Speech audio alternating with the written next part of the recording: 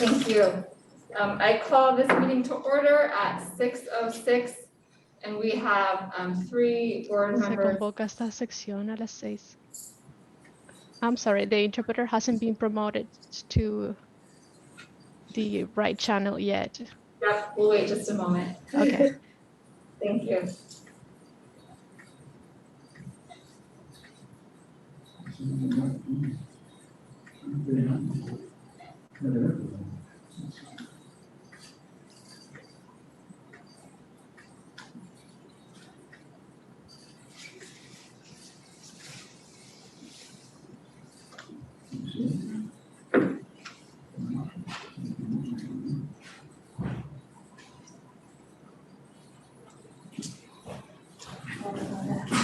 You haven't missed anything. Good. We're just gonna pause so the translation is on the right channel.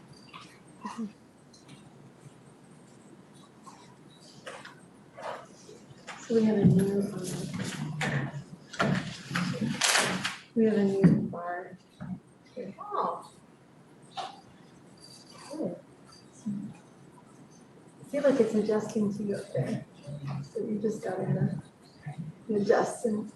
Susie, you can hear me. I believe it's like next to our names. You're supposed to right click and then assign us as interpreters.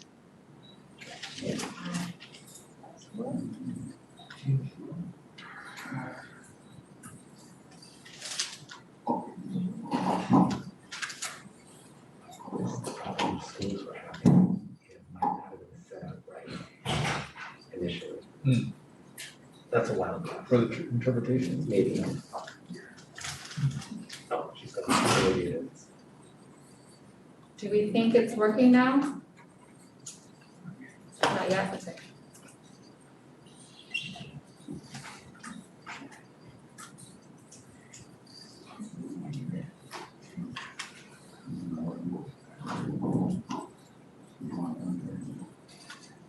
Well, they were just having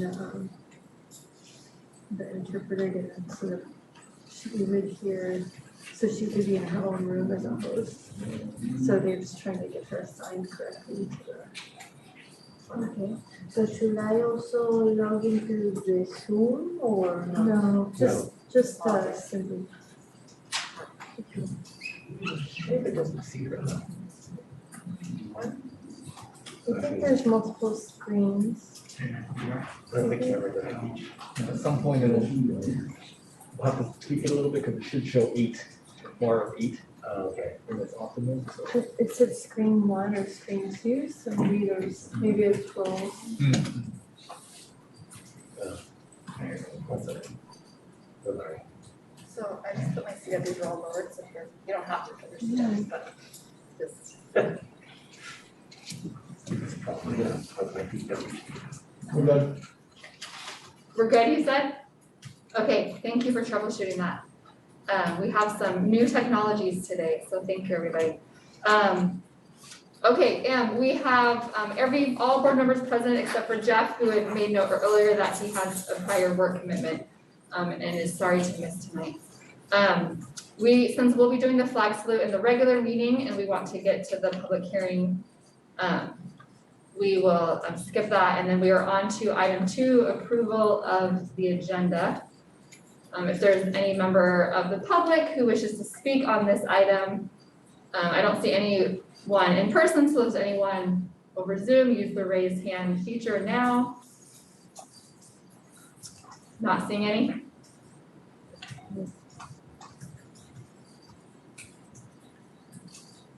Nancy, have her hand raised. Okay, Nancy, did you have a question or you want to make a motion for? Yes, I move that we approve the agenda as amended.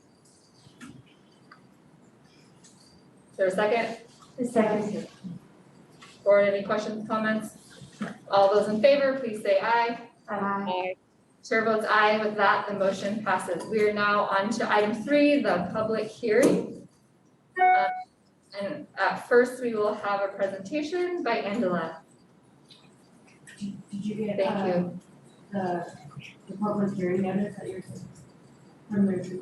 Are you doing the presentation before the public hearing opens? Yeah, but there's, Or should I do the public hearing notice, like, you do the public hearing notice now and then you do the presentation, is that correct? No, Well, there's like a we language. could do presentation and then open the public hearing. she's saying that how when she's done, she usually opens the public hearing first, so we can do it like that. I'm just Not- going to- No, there's like a Sorry. language that the, I think Lori provided at the beginning of like each public hearing or presentation. You make the introduction of like the CVRA process and, Or but maybe if it's you just guys don't this have that, description. then It's that's. probably just this description. Yeah. Description. Yeah. Do you need to read it? Sounds like it. Okay, Just read it. okay. Sorry. Board members are currently elected in at-large elections where each member is elected by voters through the district. The California Voting Rights Act, the CVRA, prohibits the use of at-large elections in certain circumstances. By trustee area elections in which members are elected by voters in geographical subdivisions of the jurisdiction are immune from challenge under the CVRA. At its meeting held on September 2nd, 2021, the board adopted a resolution indicating its intent to transition from at-large to by trustee area elections. At the same meeting, the board held its first pre-map public hearing as part of the process to adopt a trustee area boundary map in order to transition from at-large to by trustee area elections. The board held its second public hearing on September 16th, 2021. At the same meeting, received a presentation from its demographer, Corporative Strategies, on the demographics of the district and the process for development of trustee area boundaries. Do I keep reading the entire? I think at tonight's meeting, Okay, sorry. at tonight's meeting, the board will hold its.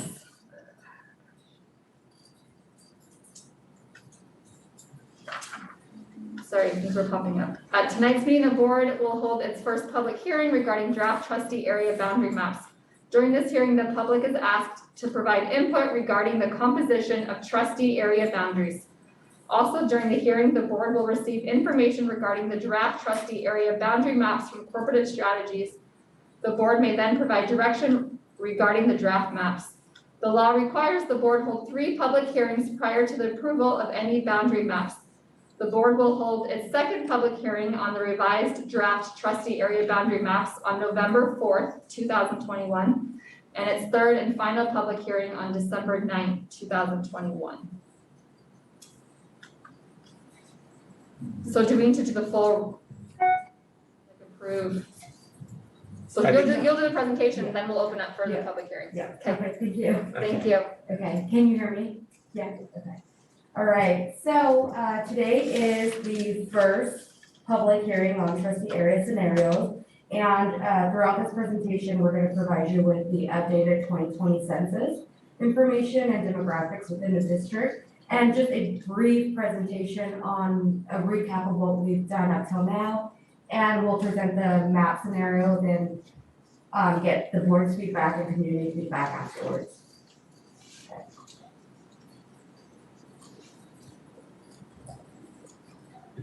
Where is it? Is it here? Where's the? Maybe. Was that me or you? It's not. Okay, thank you. All right, so, the first 2, board meetings were the pre-map public hearings where the community had the opportunity to provide input on how the map should be drawn. Today, October 7th, we are having our first public hearing, and the maps are posted on the school website 7 days in advance for the community to review. Following that would be our second public hearing on November 4th and concluding with the third one on December 9th. We'll be sending the approval of the trustee area to the county community organization for school districts and after they approve that, we would be sending over the finalized map to the registered voters. Okay. And here's a little brief recap of our considerations on how we drew the maps. So again, the first two were highly considered, which is each area shall contain an equal number of inhabitants, meaning one person, one vote. And the second one is draw to comply with the Federal Voting Rights Act. That means no cracking or packing. In other words, no gerrymandering the lines. Keeping the areas compact and contiguous as much as possible. Respect communities of interest as much as possible. Follow man-made natural geographic features. Respect incumbency if possible. And other considerations in this case was the elementary school district boundaries.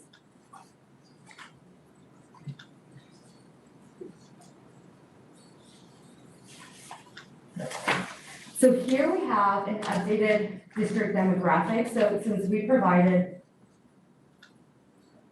the 2010 census data, we did a 2010 and 2020 comparison. As you can see, there was a 12% change among population within the Sunnyvale School District. A lot of that population happened within the Asian demographic. And again, just to reiterate, the total population here is used to balance the population, providing each trustee area with nearly equal inhabitants in each section. So, and according to Education Code 1002, every trustee area shall be nearly equal in population with a certain amount of deviation, meaning the variance, and we'll go over that in a future slide.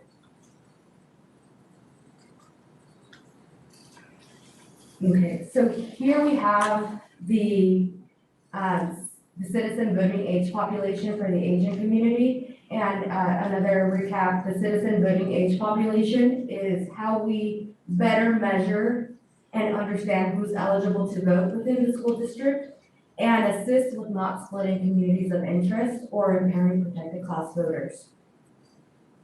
So again, we see that there was a growth in the Asian community with a 33.25% eligible to vote within the school district boundaries.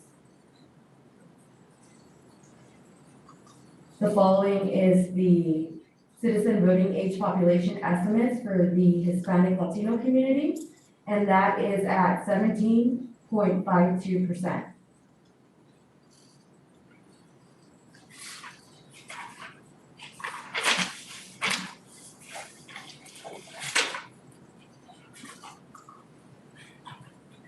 And we're gonna now get into the first set of scenarios. So each scenario is drawn the same in terms of color scheme. So you have trustee area number 1 being yellow, trustee area number 2 being the lime green, the coral color, trustee area number 3, the blue, trustee area number 4, and trustee area number 5 being the purple. The black outline is the Sunnyvale School District boundaries, and the blue lines are the elementary school attendance boundaries. Anything in gray is outside of the district bounds. So here you see, I'm going from trustee area number 1 at the bottom. We have the south side where we captured the Cherry Chase and Cumberland and part of Alice area. Scenario 2, we have the Vargas and Cumberland area. Trustee area number 3, we have part of Alice area. Trustee area number 4 is Bishop and San Miguel. And trustee area number 5 is the Fairwood and Lakewood. So what does that mean? Well, in data, this is how it kind of breaks down. So the total population within Sunnyvale School District is 96,550. But the ideal population for each trustee area is 19,310 inhabitants per area. So this scenario gives you a variance of 7.9%. So you take the largest population trustee area and the smallest one, you add those and then you divide them by the ideal population, and that's how you get the variance. So we see that here we were not able to create a majority-minority district, meaning where It's above 50% for voters in any projected class.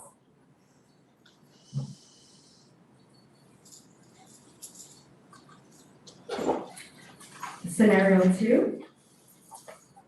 It's a slightly a little different. Trustee area 1 was expanded a bit, and trustee area number 2 was also moved a little bit more to to the west.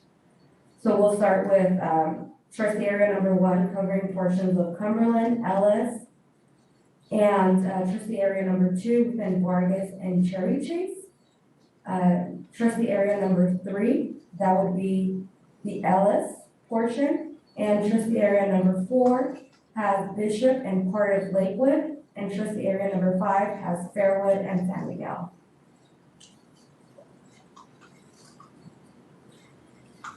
So here we were able to create where the majority population here was Asian. Unfortunately, this is not a majority minority district because only 26% of those voters are eligible to vote in the next district. So although you do have the majority of total population there, it didn't create a plurality yet for the community. So the total variance here is 8.2%. It's still within the 10% variance.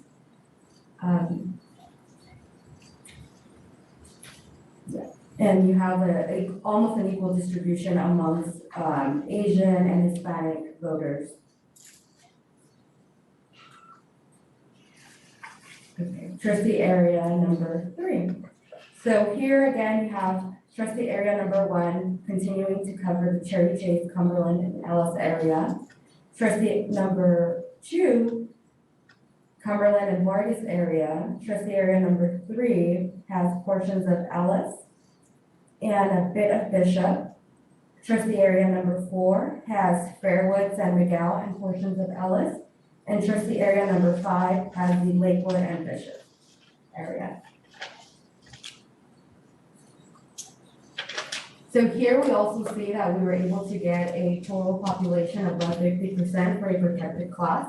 However, only 41% are eligible to vote. So because the variance is less than 10% at 7.7%, the thought is tweaking that trustee area number 4 in order to be able to create a majority-minority district within that area, if that is one of the approved scenarios to move forward with tonight. And that is it. Thank you. All right, so we will open public hearing, and then after that, board, we can ask questions and comments. Get your microphone on. Okay. All right, we will have the public hearing first, and then the board can ask questions and share comments. Clarifying questions first, or no? Yeah, that's right, there's a clarifying question. Yeah, so I have a clarifying question. Yeah, it's on. Can you hear me? I can hear you, yes. Okay, well, hopefully. So my question is, when you're talking about the variance, where is it on the presentation? Can you just point that out? Yeah, absolutely. So on each scenario, we provide a demographic scenario page, and it is on the, I don't know if you can see, no, you can't see the later through the, but it's on the top bar where it says total population. It says ideal population and then variance right next to it. Variance, okay, I see it now, yeah, at the top, so the top bar, and then, and all 3 of these so far meet a requirement, is that what you said? They all 3 are under 10%? Correct. Okay, that was my clarifying question. Okay, great, thank you. Okay, I call the public hearing at 6:26. I see no in-person public comments, but if there's anyone virtually who would like to speak and share or have a question, please use the raise hand feature now. And since it's a public hearing, we'll give a little more time if there's anyone who has questions or comments on this item. And Jesus, you said there's a comment? Okay, will you help us with that? Let Pam know that she's gonna be allowed to speak. All right, Pam, it looks like there's Pam and you have been, you're allowed to speak, so you can unmute yourself. And you have 3 minutes. Okay. Hello, board members. My name is Pam Anderson, and I am a Sunnyvale, over 20-year Sunnyvale resident. I am observing this process. I've also been observing the city process of creating boundary maps. And one thing that I'm noticing in the school district maps is there are places where the existing schools there's very small percentages of the populations in a school who are separated from the rest of their school. The idea of communities of interest in a school district, it seems pretty obvious that your school is your primary community of interest. And I think that when you have groups that are split off from their core community, that's something that should really be paid attention to in the drawing of the maps. So there are, looking at the maps that were published, I looked, for example, on map 1, where like Vargas looks like it's primarily in District 2, but a very small piece of the population is in District 3. Similarly with Cumberland School in map 1, you have a very small piece that separate, the school is separated into 3 districts, most of it in District 1, some of it in District 2, and a very small piece in District 3. And I think when you look at what the CDRA is trying to achieve, it's trying to make people heard in their communities. And when you segregate someone off in a small sliver, I think that they will feel disenfranchised because the community that they're most a part of, they're not operating through the same voice. So it's something that I know it is very challenging to come up with these maps and to meet all of the requirements, but ideally, no portion of a school is less than like 20%, so that they feel, so that the trustees who's representing them feels that that is an important and significant part of the population that they're representing, and they don't feel separated from their communities. Thank you. Do we have any other virtual comments? No. Okay, last call. We'll give about 10 seconds if anyone else wishes to speak and share input on the maps during this public hearing.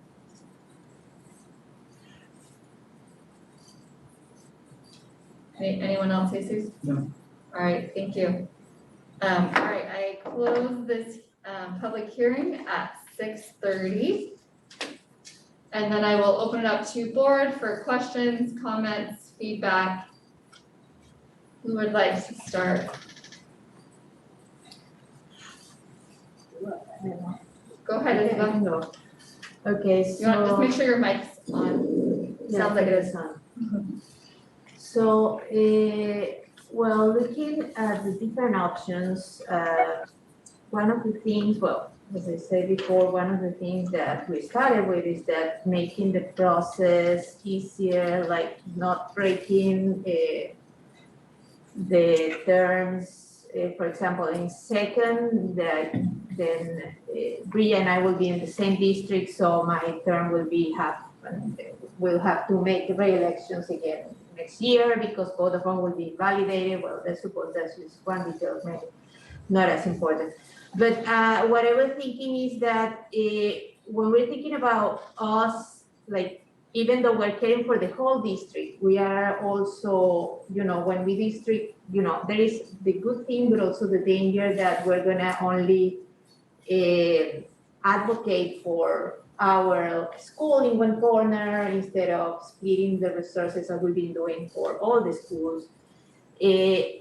One of the things that I like about the third one is that, well, except for Cherry Chase, which is only one in one corner, most of them each school has at least 2 advocates, which is I think that's pretty good because Vargas, for example, will have 2 district people looking at Vargas. Ellis will have 3 people looking at, I mean, you have many advocates towards one school, which will make sense when we have 8 schools and only 5 representatives.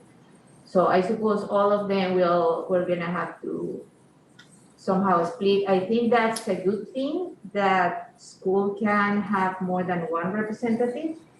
And I also think that is good that 1 representative can have, I mean, is gonna have to be respond to the community for more than 1 school. I mean, like if things go well or wrong, at least you have, 2 schools that, I mean, you're gonna be answering to.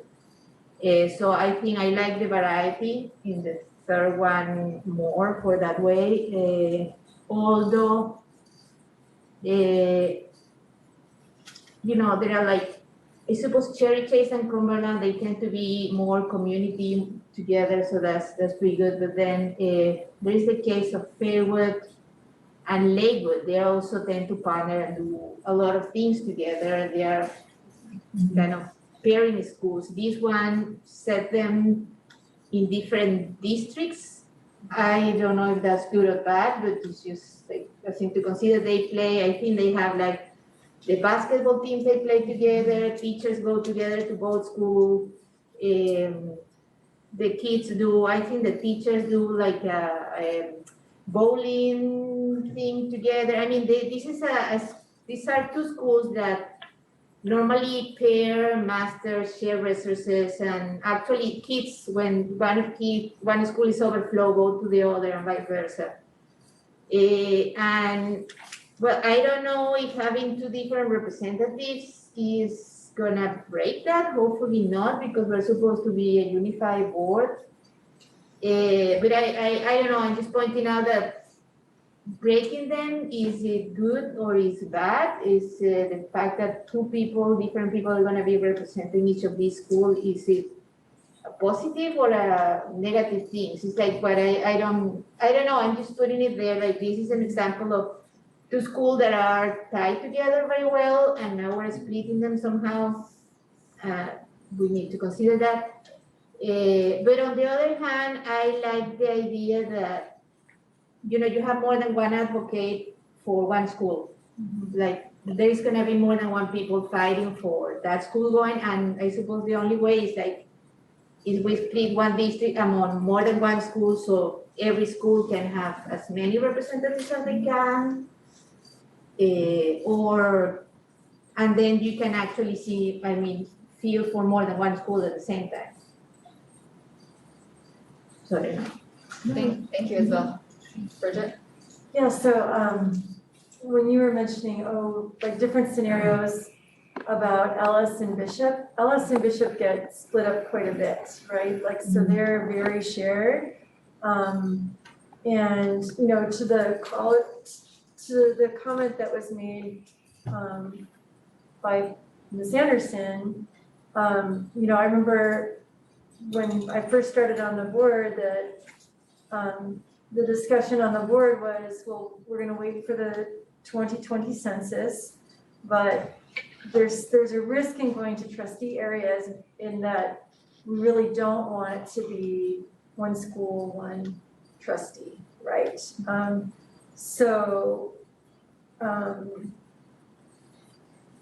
I do feel like Cherry Chase and Cumberland are pretty knit together. They have similar overflows and shares and competitions, like healthy rivalries that go on, and Fairwood and Lakewood as well. But I just, I get a little nervous when the Cherry Chase neighborhood crosses over onto the Vargas side a little bit. I mean, even though I love that it would be an interest in that school from the south of El Camino into the Vargas neighborhood, I I worry a little bit because I don't want to dilute that community power, you know? And I feel like the Cherry Chase side is, I don't know, it's like it's just a little bit more, I think there've been more people participating from the Cherry Chase and Cumberland side than from the Vargas side per se, and I'm not sure exactly why that is. But I feel like it's a organized, cohesive community, and I just would want that to be, I'd like them to, you know, kind of literally have a seat at the table, I guess. Okay. So when we consider the school, elementary school attendance boundaries, we didn't consider having like each trustee have a certain amount of schools because each board member has a fiduciary duty to the school district. Right. So that was not a consideration. But we can definitely do that if that's something that you're interested in. Additionally, I did get some feedback from our last public hearings where it was suggested that we split the north side up. And I know some board members wanted the Lakewood Fairwood community to stay together, which is shown in scenario 1. However, in scenario 2 and 3, we did split that north side up based on some other suggestions. But I think what we're trying to do here is kind of look at each scenario and see what works for each one and try to come up, like if none of these work, then we'll come up with 3 other ones. Or if something here stands out, then we'll build upon that. So when we come our second time, then we can kind of have a better representation of the community if these scenarios do not do that tonight. Well, so I just don't like scenario 2. I like 1 and 3 are fine. I don't like scenario 2. Yeah, for me, it doesn't make sense either. Yeah, and I think the piece of the fact that like having the 2 of them in the same, right, it's not the most important thing, but if we can find good trustee areas that don't have them in the same category, that would be great.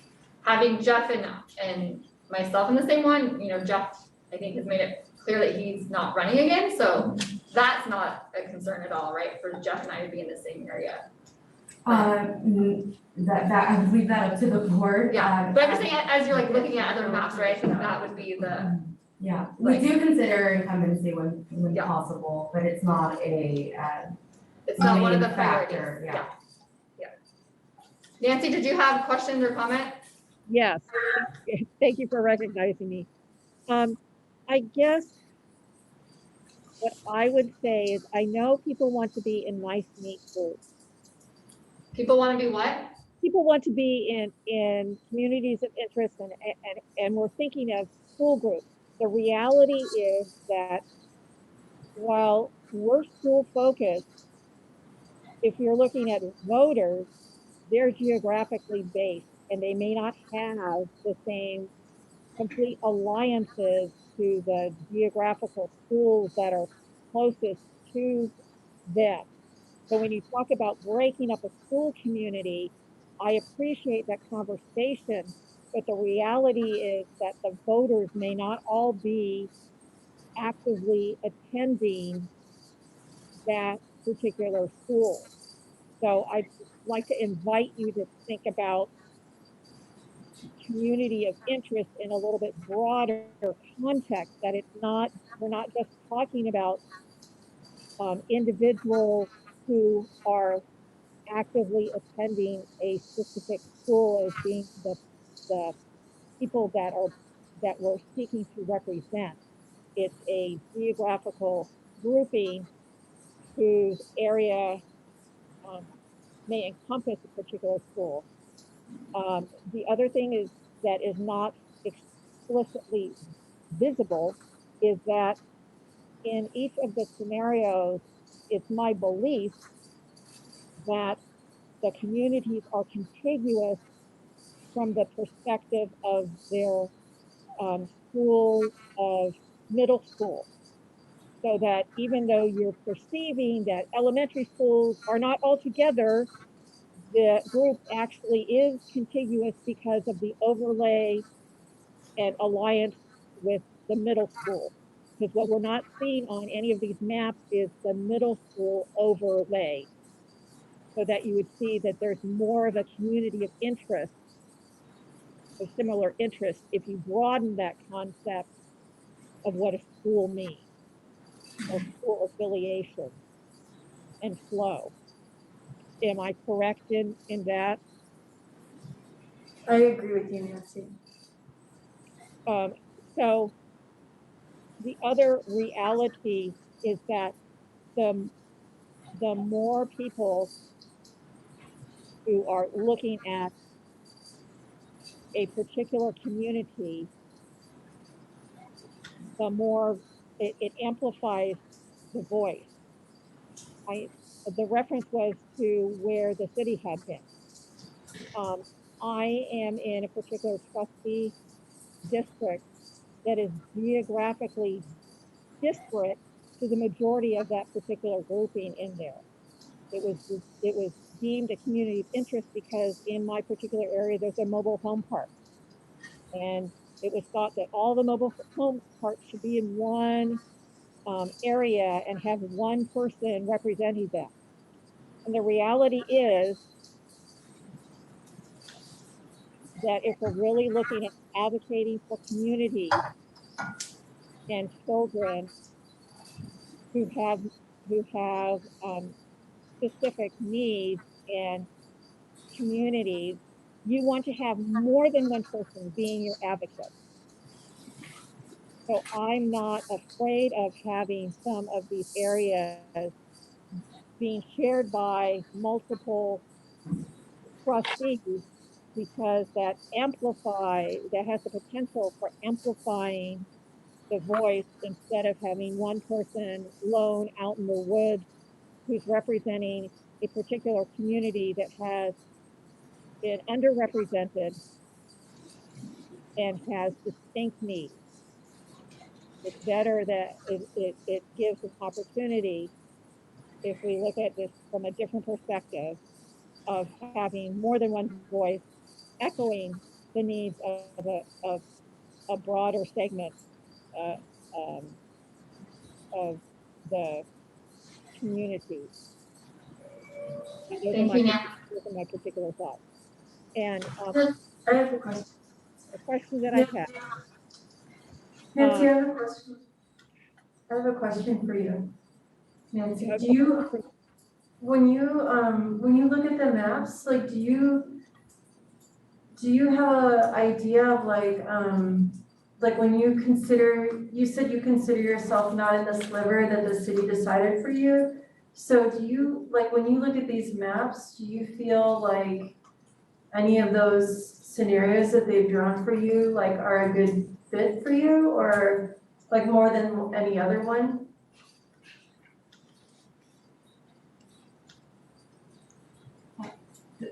Does it represent community of interest? Yeah, the community of interest, like, do you feel any of these three maps, like, just for where you are, because I just see the little star, like, do you feel that any of the three maps represent your community of interest more than any other one?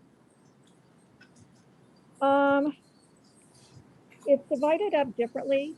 I mean, from my perspective in North Sunnyvale, I look at the geographical boundaries for 4 and 5, and when you're talking about North Sunnyvale, while it's very expansive, right now the community of voters is pretty concentrated. And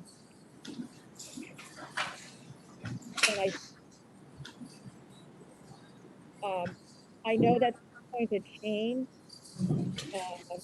because of where they're doing more building and accelerating, but it's unclear to me at this point in time whether or not, even though they're building more buildings, whether or not they'll be registered voters who will be occupying those particular residents.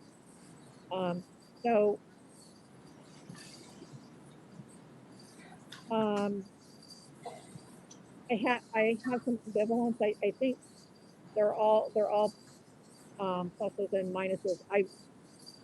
I'm more concerned about the geographical distances and where you look at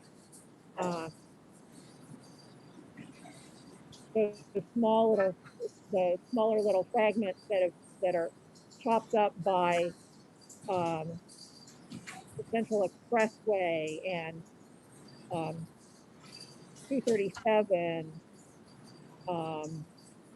that are already geographically isolated communities. But I think we've covered them within the school boundaries. Nancy, I'm not quite following. Can you like maybe say specifically like what map you're looking at and what pieces you have concerns? I'm not quite following. Oh, I'm sorry, I'm having a hard time pulling up the map on my thing.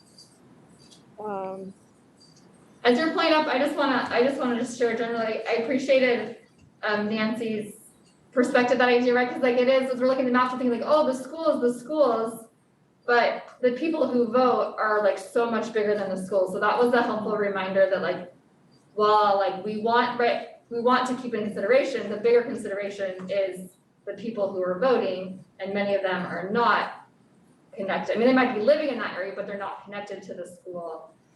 So that was just a helpful reminder, Nancy. And the middle school. Yeah.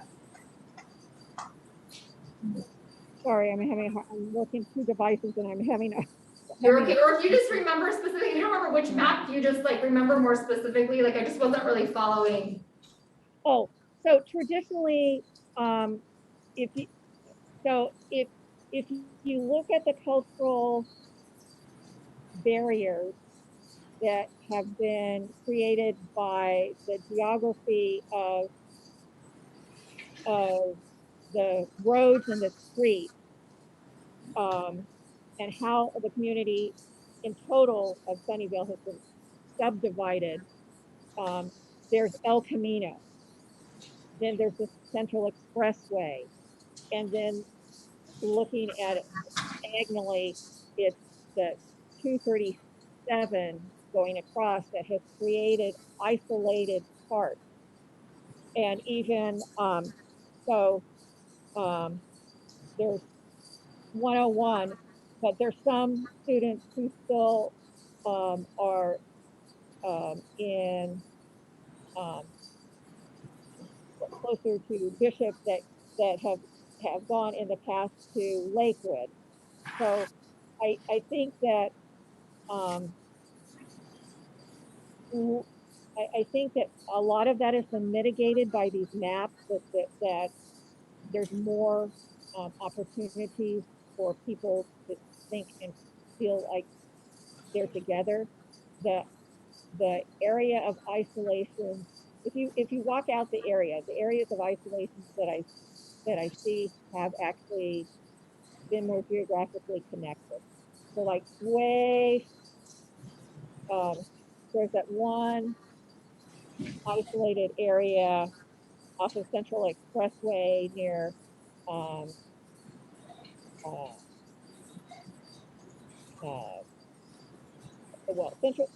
central between Central Expressway and Matilda Avenue across. That's all infill. So those people might not even know what school is the closest to them because they can't see that school in the Vargas area. But I think that area actually has been treated well. So that's the point I'm talking about. I think we've tried to keep people who are geographically close to one another, although it might not seem like moving schools around that we have been. May I ask a question? Yeah. Nancy, so are you saying that from the central area up to Matilda, the community is divided by communities of interest on the north and the south side of that central street? If that's what you correct me. Yes, I think that there's always been a fragmentation there of representation. and feeling like feeling that they're not, they're kind of geographically isolated. So to feel like you're part of a larger community is a challenge. But I think that in the map that you're creating, you are doing that, of having enough people together that you feel together. Just because of access. So like, for example, at Lakewood, there's a community where to get to the school, they have to get on the freeway. So a lot of those kids ride the bus, but that's their school, but they never would see their school until like they're school age, and then they get on a bus or they get in a car and they get on the freeway to like go, not very far as a crow flies, but you know, getting there is more cumbersome. Freeways are such big dividers. Yeah. They are. Yeah. Yeah. Okay, so I just want to do a quick time check. We can go over if we need to, but it's 8 minutes till 7. I think this is important. We want to make sure we finish, but I just wanted to put that time check if people are not fully aware. I'm wondering if there's a map that you either like or dislike. No, I mean, I think like the thoughts about, right, like I think it's not the priority in the map building, but having a map where the two of you are in different areas, I think would be nice if we could do that. I liked that idea about the, like, if each school could have 2 board, again, like, right, these are not the priorities, right? The priorities are, you know, the other pieces, but these are like the, not, if we can get them, those would be nice. I think that's a nice, idea. I think keeping in, I mean, I think like when the woman shared that idea, like not a small sliver, right? For those who are in the schools, that will feel isolating, right? If you're just a small little sliver who is not voting with the rest of your school, if you're a voter, I think I want to keep that in mind. But I think what Nancy said, right, does hold the weight that like there are so many more voters than just the people at the school, that definitely is not a priority. But kind of having it in the back of our minds, like as we're looking at the maps, We can definitely create a scenario that does that, and bring that at the next, post-map hearing. We can also create another scenario, that does that, well, the next scenarios will include the middle school overlays, and then try to, you know, divvy up the board members within those boundaries as well. And the part about, I mean, I don't feel like the 2 sides of Central Expressway divide the community of Vargas that much. Maybe I see the kids walking that way and there's the bus that cross and I see the kids waiting the bus in this side of the Central and the other side. You wanna walk downstairs to well, I think Jamba is not there anymore in the other side, but I walked down there a few times and I think I see it as a one thing, but I mean the slivers that are divided, like the piece of Vargas that is on the other side of that square of Cumberland, that has nothing to do with this. Which map? No, I mean, as if you see like where Vargas is, then you have Cumberland a little bit in the middle and the other one off there. That has nothing to So do like with scenario districting. scenario 3. Yeah, that has nothing to do with districting, it's just that's how the maps are done. I mean, how Cumberland is divided and how Vargas is all the way to there, so there is just no way that, I mean, that little. We can work it, we can definitely work it, so Vargas is within its, like, for example, scenario 1, we captured Vargas on its own within their school boundaries, but then we did, because of the variance, we had to add a portion of Cumberland into that.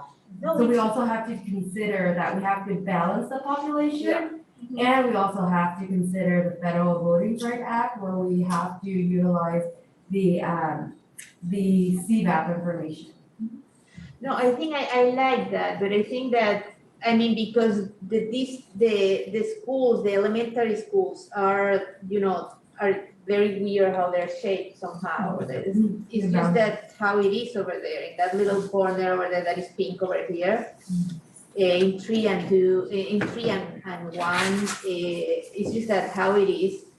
But I do like, what I like is the idea that as much as we can, the schools have more than one advocate, and as much as, I mean, and then, you know, that we need to advocate for more than one school too. Like, favorite.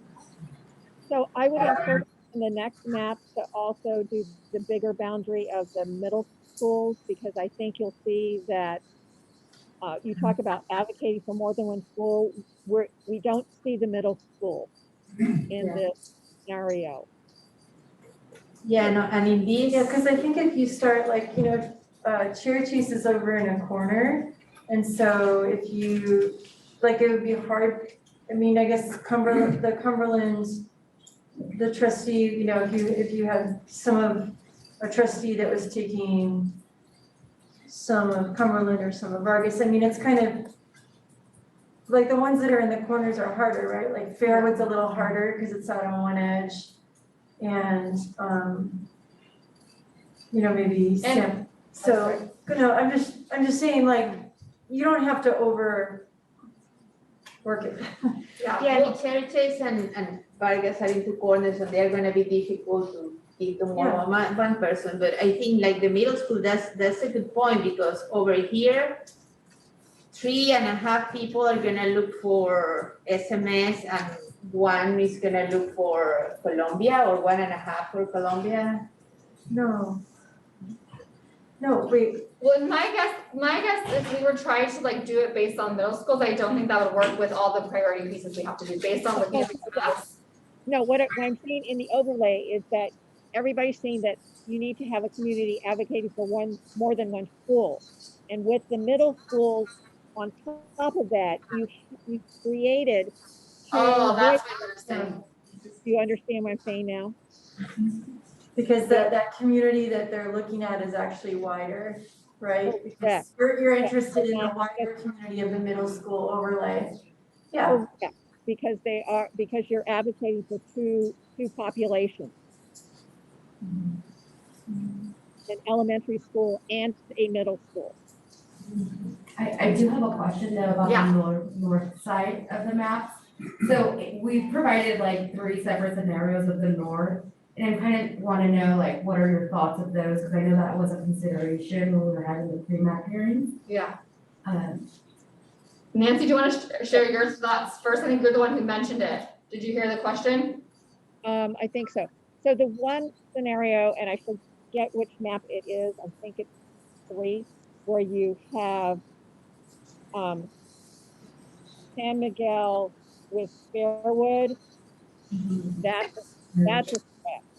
That is a definite stretch as far as Stretch, are you saying the word stretch? stretch, yeah. Like you don't like that. You're saying, Sam, that would be a no-ish? That I'm thinking that might be a stretch for someone to. Okay, so do you think that scenario 3 or 1 has a better representation of the north side? No, she's saying 3 is no. I have a quick question though. That gray area up there on that top right. That's Santa Clara. Yeah, Okay, it's a super funny area. Okay, Yeah, that's I so know. weird. yeah, and then there's not a lot of inhabitants in that in trustee area 5. So Oh, like a lot of that space, there are not people living there. no, Yeah, people so it not always living looks bigger. Yeah, because a lot of it is not. it's not actual. developed. Yeah. Okay, so we did scenario 1, we did keep the Lakewood Fairwood area together. Yeah,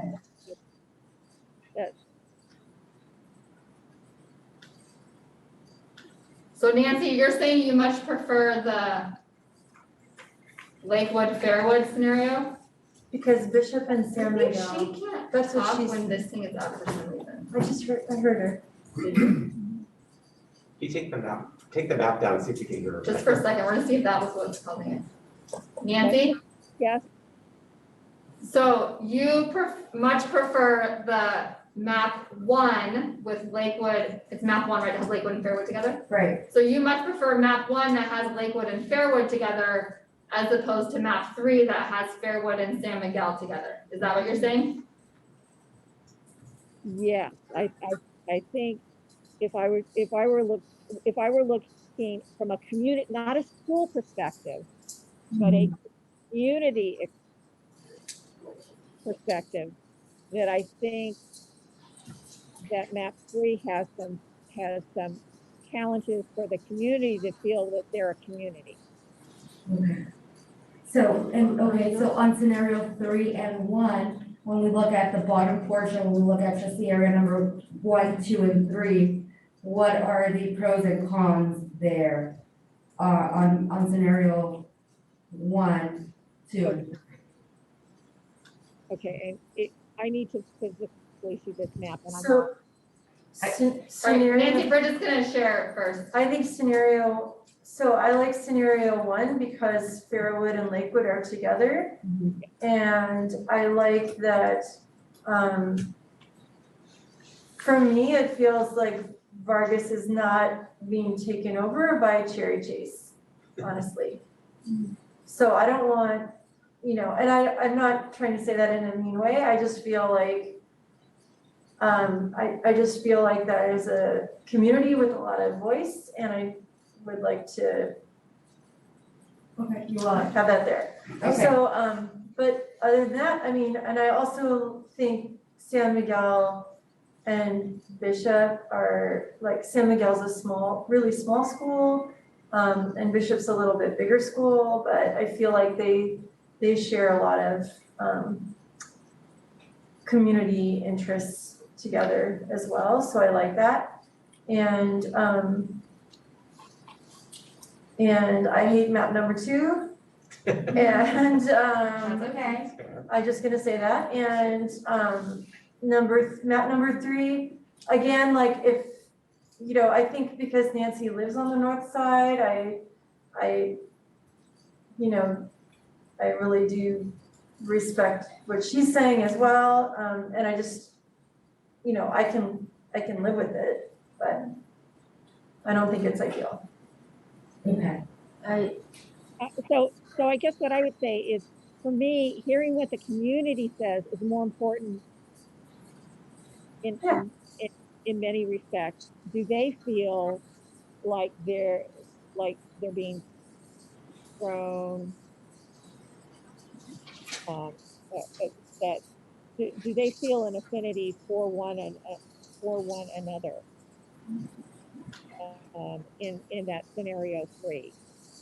Angela, I have a quick kind of like logistical question. Sure. Is it, have boards ever, like, for the next hearing, when they like have the maps presented for the public hearing, also maybe have a couple of questions that, like, hey, community, this is what you can share whatever you want, but this is what we really want input on? Has that ever, has anyone ever done that? So, yeah, we do Google form surveys, and then those get posted and everything gets sent out, like, through your proper channels that you usually use. You send out those separate. Well, I'm not being so much a survey, but more just like, so the community knows, like, hey, here's some specific things that we really want feedback on at the next public hearing. Yeah. Like, So- just including it in, like, the agenda possibly. Yeah, so that would be like the survey link, where then we kind of, the community can answer those questions at their leisure. And then we'll address them while we're drawing the maps. And then when we come back for the post map, the second scenario, then we'll take a lot of those into consideration if they apply within the considerations of the boundaries. And so that's usually how we do it. But it's really up to the board. And Okay. So I see that in number 3, it also has, there is a part of Lakewood, although it's smaller, that is attached to Fairwood, but Lakewood is broken in 2 in that one. But yes, maybe there is definitely more connection between Fairwood and Lakewood, as we were saying. Like, they are schools that pair a lot in many activities than between Fairwood and San Miguel. And what I like, taking apart that side, that those 2 communities are joined together and have more common interests. I like the part that Vargas might have. This is the only option that has Vargas with 2 advocates. If you have more advocates for one school. Yeah. On scenario 3, it looks like Fairwood and Lakewood, the part of Lakewood where the school is. Yeah. It looks like that's in it, right? Because is that Lawrence? Yeah. That is Lawrence. So yeah, so it looks like those 2 schools are still together and San Miguel is included. Yeah. So actually, Yeah, it's not a bad. I think that's okay. I think the walking part of that community is still together. Yeah. So it's not horrible. And in this option, each district has, each district have more than 2 schools. Each district has to care for more than 2 schools, and each school has, well, except for Cherry Chase, each school has more than 1 advocate. This one works pretty well, except for the 2 corners, of course. Fairwood and Cherry Chase. Fairwood and Cherry Chase, that the way how they are located is gonna be complicated to solve. Okay, so I think that we've gathered like a lot of feedback that we can take with us to kind of work on for the next post-map hearing. And I don't want you guys to feel like it's like 1, 2, 3, I'm done. Like, it's really like, if we need to elongate this process to kind of get it right, then we can come back for a fourth post-map. So I don't want the board or the community to feel any pressure to make that decision. But I think today was really great dialogue, and let's see what we come up with and what we present at our next meeting, and then we try to like really zone in on and fine tune some of those communities. But I think that today's dialogue was very, very informative and helpful. So thank you. So the one comment that I would have is that you really need to work the neighborhood associations in the north side. Yeah, we really try to consider the HOAs, but again, we have to also consider the census blocks and the population, balancing the population. So I meant as far as outreach. Oh, like before our next hearing, like giving the information to the associations. That's what you're referring to, yeah? Yeah, because Okay. that's going to be the voting public more than our internal in our school conversation. Yeah, that's a great idea. I don't know if those associations, you're making a note of it, yeah? Yeah, we sent it out to the neighborhood association. To the associations? Okay, it sounds like it was already sent out. But we can maybe, we can maybe talk to Reed if she's having a meeting, maybe Reed can, right, because sometimes people ignore emails, but if Reed maybe puts a plug in at their next association meeting saying, hey, we want your input. So I'll make note about that and I'll chat with Reed to see if they have an upcoming meeting that she can encourage the associations to give input. Yeah, because they're more representative of the non-school population that may be more reflective of the voter population. So that might capture the voice of concern whether or not a community feels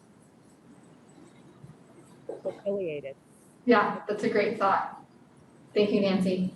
Okay. All right, thank you so much, Angela. We appreciate it and look forward to seeing you again in a few weeks. Yeah, absolutely. Thank you. All right, thank you. We need to, Jesus, since we're not doing the closed session during this meeting, but the next meeting, do we need to amend the agenda? Or can we just table it? You can table it. Okay. Does the person who made the motion for the agenda need to, okay. All right, is everyone good? Tabling? Closed session to next, it's on the next. Yeah, so I move that we further amend the agenda to table action on closed session. No second. Okay, all those in favor, please say aye. Chair votes aye. Okay, do we need to do a break or are we good going straight in? Can we just do like a Jesus. 5-minute break? You have to adjourn this meeting and open the next one. Yeah, well, I'm just saying if we're gonna do a break, they'd let people know. So we'll do a 5-minute break. Okay, I end this meeting at 7:10, and so we will start our regular session at 7:15. I apologize for those who are here, but we look forward to hearing from you soon. And then we close this Zoom and open the other one too? Not the Zoom, the assembly, yeah. Is it the same? See. I can see it as an add here in my screen. I open the Zoom in my screen.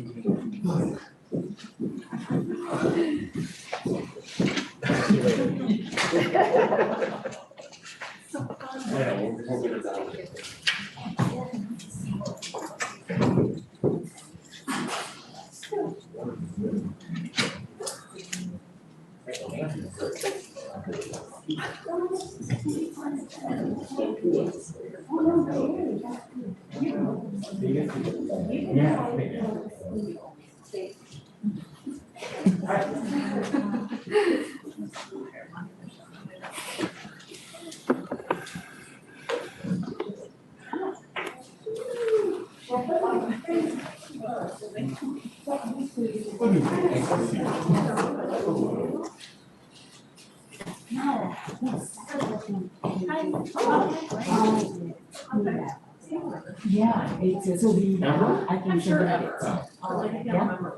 we're gonna have one coming up. I know it was on the calendar, but a lot of the people could come, so I'll send you the date. I'll send you the dates for the whole year. Okay, and they are in person? They are there.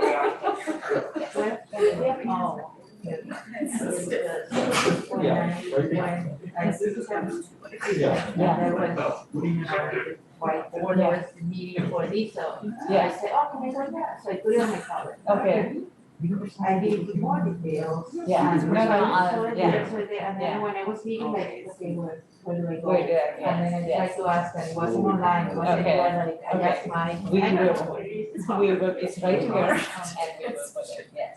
This is, yeah, we postponed the first one, because the sites didn't have their representative, they all have to have an ELAC, choose their representative to have the ELAC, and they hadn't done that yet. Okay, we'll give you another. Okay, by the end of, I think it's end of the month.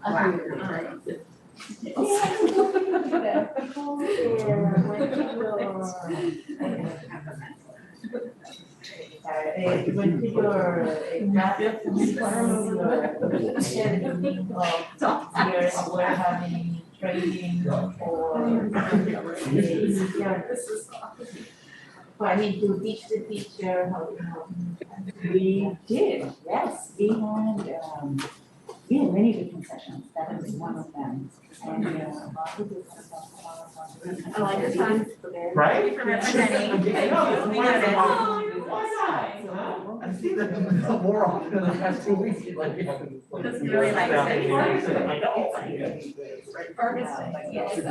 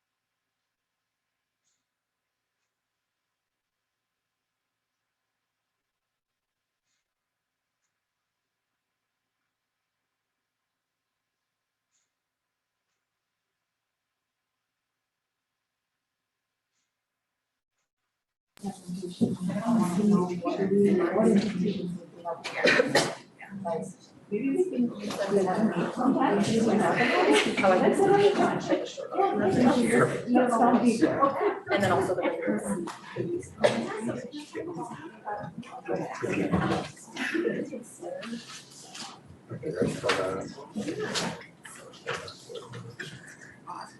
I think we should start early, because actually the agenda is. Oh, the next, well, especially because we have to take the one, yeah. Let's go. Actually, no, that's not next meeting. Or the hearings. Oh, because there's October and then the. Yeah. That's long too.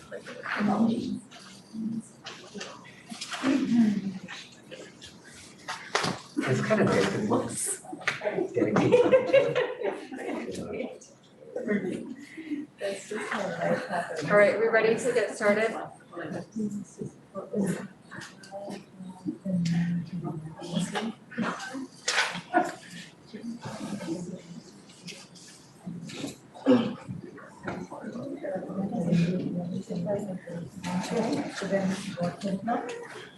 Okay.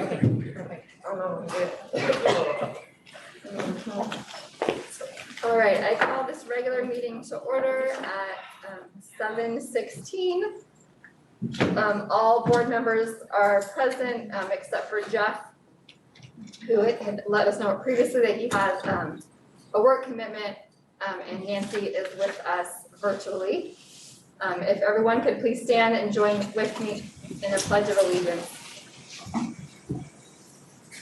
I pledge allegiance to the flag of the United States of America and to the republic for which it stands, one nation, under God, indivisible, with liberty and justice for all. Did we want to do the Spanish translation announcement again?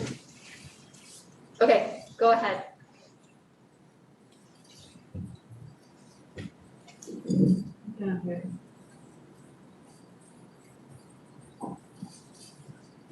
If we're not hearing, does that mean they're not hearing Jesus? I'm trying to change it back to English. That's the hard part.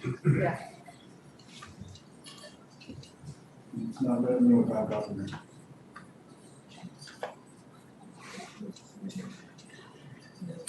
All right.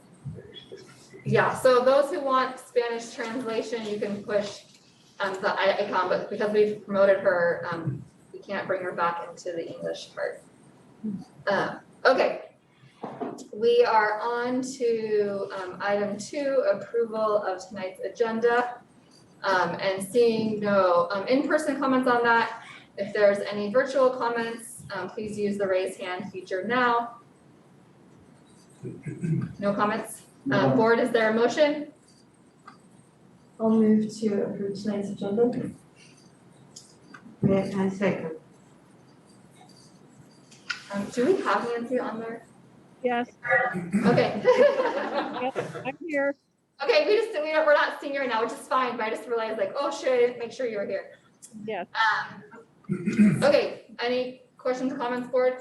All those in favor, please say aye. Aye. Chair votes aye. With that, the motion passes. We are now on to comments from the board and superintendent. So we'll go Nancy and then Isabel, Bridget, and then myself. So I will detail more of my activities in email, but it's been nice to do some webinars and connect with the community in different ways, and I'm looking forward to returning back to Sunnyvale very, very soon. Thanks, Nancy. Okay. Well, we did the IBB, the training, the bargaining training. That was very interesting, 2 full days. We did meet with the chief of police, Bridget and I, trying to work with talk about the problems with the crossing guards, that we don't have enough, and we've seen a very dangerous situation in various schools, including Vargas.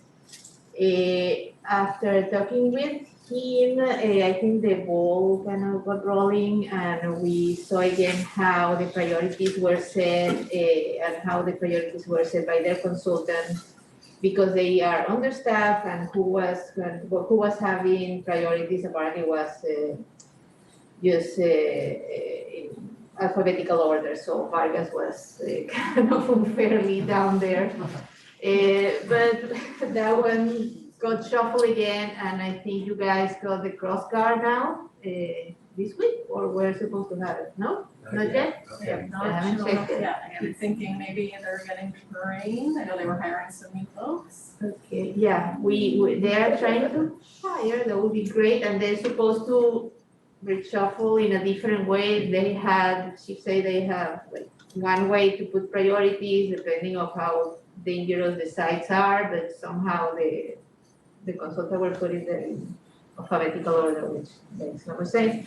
That on one hand.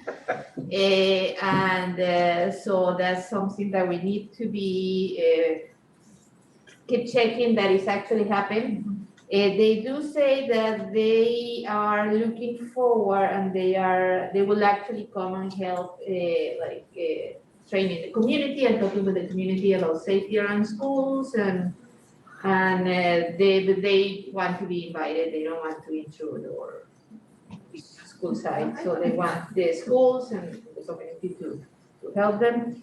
I went to the Sunnyvale Education Foundation meeting today, last week, and it was a great meeting, and we talked a lot about morale in schools and how to help with establishing the morale. Well, we talk a lot about also the science camp next year, and this year that's already happening in person. Some people, everybody wants to go, but there are the options that some kids may not want to sleep there, or some families may not feel ready for that commitment. But so far, the first 3 schools, everybody wants to go and sleep there.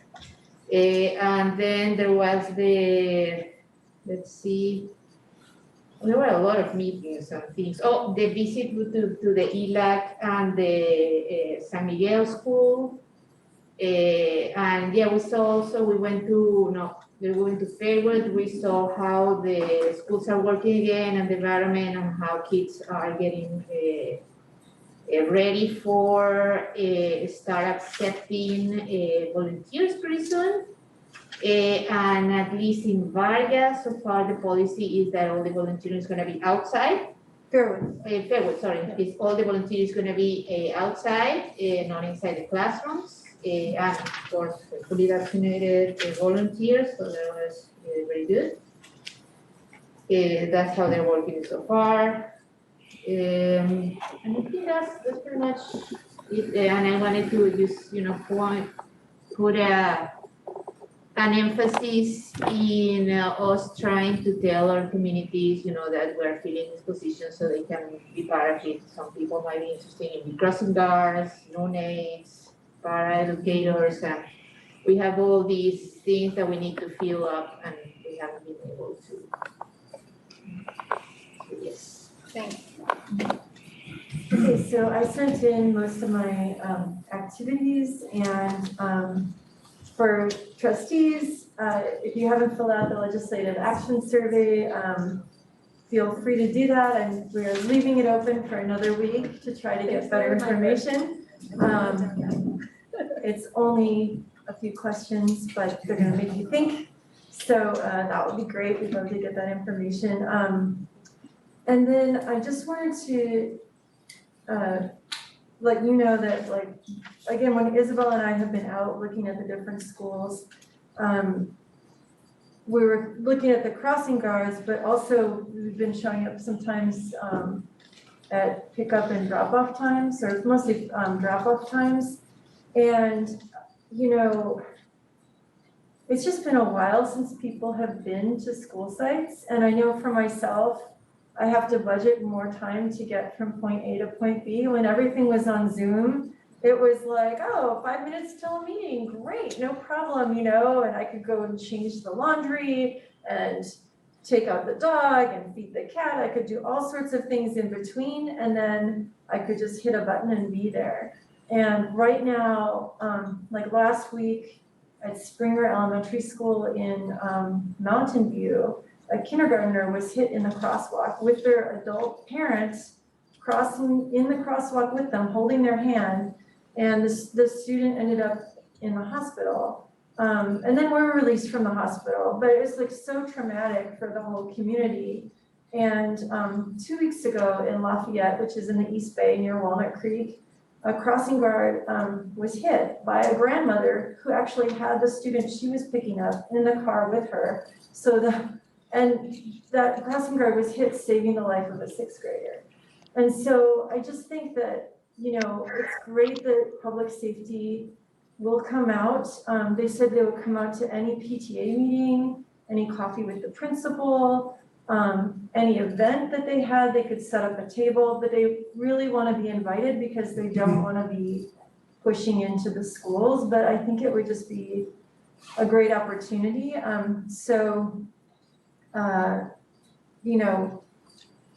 Anything we can do, if parents would like a way to volunteer, if they could volunteer as cheerleaders for people who are driving great, that would be awesome. Because they just, really could use that. And then also, one thing I wanted to add is that the foundation has gotten a couple of proposals for people who requested program money for the year. And it looks like SMS is going to use their program money for robotics equipment for one of their new electives, which is really great. And then it looks like CMS is going to be using it for an app that will track their flex time, much like they do at Fremont High School, where their students will be going. And so it's really great because it's going to track their usage of support services and just make it a little more equitable for everyone. So that's all I have to update live and in person. Thank you. I just have a couple of quick things. I just wanted to echo what Isabel said about the IBB, so the interest-based bargaining training. So I just want to say thank you, Jeremy, for getting that all facilitated, and it was great for us board members to be able to be a part of it, and it was a great training, so thank you. And then also, I believe it's National Principals Month, so, oh, I'm not on, sorry. Do I need to repeat that? Why not? It was just a quick thank you to Jeremy for the IBB training. It was great. And then the other is, I believe this month is National Principals Month. So just wanted to recognize all of our fabulous principals and all the hard work that they do year after year, and especially right now with COVID, there are extra challenges. So thank you. And with that, Dr. Gallagher. Sure, just a couple of updates around schools and COVID and all of the such. So for I think 3 or 4 weeks now, we've had the drive-through testing for symptomatic students. And we get about 20 or so students a day. And to me, that's one of the most important parts of our effort because it's getting those kids back in school. Interestingly, we haven't had a positive case yet out of those. So those are kids who are symptomatic, failed the screener, go through, and we're able to get them back in school quickly. So that's really exciting. Also, the tests have finally arrived. They were on back order, so we're going to be able to start phasing in probably in a week or two. The Jeremy's the poor guy who has to do all this. The site-by-site voluntary testing for students. And that's going to take a lot of logistics if you think about 400 kids wanting to be tested or the parents wanting them to be tested. So that's going to take some doing to work out the logistics for that. And I would say with that and observing schools and going in classrooms and seeing the reports, or seeing kids talk about how happy they are to be back at school and teachers to see how happy they are to be back with their kids, that all really supports a statement that I heard from County Superintendent Mary Ann DeWan a week ago, where she said, schools always have been and are again the safest place for kids to be.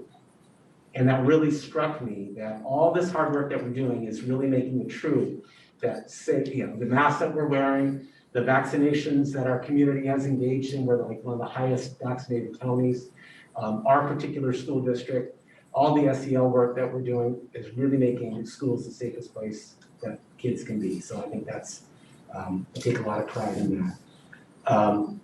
Also, one other thing I'd like to just kind of mention, not tomorrow, but Saturday morning, our school district will be honored at the State of the City event as Sunnyvale's Business of the Year, which is fantastic. And it's a real tribute to all the hard work of all of our educators, all our families, our kids. That's really exciting, so I can't wait for that. That's all I have. Thank you. All right, we are now on to item 4, comments from the Sunnyvale Education Association. If there is a formal representative, not seeing any. Okay, we are on to item 5, comments from the California School Employees Association. There's not someone in person. Are we seeing official representative online? No, all right, thank you. We are now on to item 6, comments from the public. I'll read out that this portion of the agenda provides an opportunity for members of the public to directly address the governing board on any item of interest to the public. However, provisions of the Brown Act preclude any action being taken on any item not appearing on the posted agenda. Time limits allocated to public testimony are 3 minutes per person and 20 minutes for the public comments. Speakers are asked to give their name and affiliation so that an accurate record is reflected in the minutes. And then I also wanted to remind, per our board bylaw 9323, the board shall not prohibit public criticism of its policies, procedures, programs, services, acts, or omissions. During public comment, we encourage speakers to discuss issues with civility, to treat people whose opinions differ from their own with respect, and to focus on ideas, policies, and values. So we'll start with public comments from those in person. And if there's any public comments, again, this is for non-agendized items. There will be opportunities later on the agenda to speak to agendized items. So if there's anyone virtually who wishes to speak at this time, you can do your raise hand feature. And we have one in-person speaker. It is Mark Anderson. So you want to come up and you have 3 minutes. I think the timer will be there for your reference. You mentioned 20 minutes, but just 3 minutes, all right? 3 minutes. Okay. So this is about the redwood trees and the hubbub that's been going around about it. You've probably heard a lot. I've been sending emails, so I guess it's probably no news to anybody. And I'm wondering if you would be willing to relook at your own rules of oversight on tree removal going forward, if you would be amenable to that. Okay. Is this going to be just a monologue for 3 minutes, or could there be a dialogue? Not dog, as I read earlier, we cannot talk about items that are not on the agenda, so you just have your time to share. Okay, so that's my main concern, and it stems from this was last summer, and really the most beautiful thing in my whole backyard that I've lived there for 33 years is this gorgeous tree. And then when I inquired why this tree was removed, I was told it was for safety reasons. And so you've seen a lot of the background, and I don't want to fight with anybody here. I just want to know if you would be willing to take a deep breath and think, wait a minute, now maybe we could adhere to what Sunnyvale, the city of Sunnyvale does, and they have an oversight, and they have, for instance, Joe Gonzalez could be the guy, the city arborist, to review before trees are just removed, because we know that only 2 trees were deemed dead, but they removed 10. And this one tree that I'm talking about, this gorgeous tree, was destroyed and just wrecked the whole beauty of my backyard. And so I'm gonna leave you with that. I don't know how we take it up from here, but if we could have an oversight and say, no, we can't just cut trees down indiscriminately. And then the ordinance requires that if a citizen does remove a tree indiscriminately, there has to be some restitution or bringing back the aesthetic value of what was lost. And I'm trying to work with the superintendent on this over the course of this whole summer and have been rejected throughout.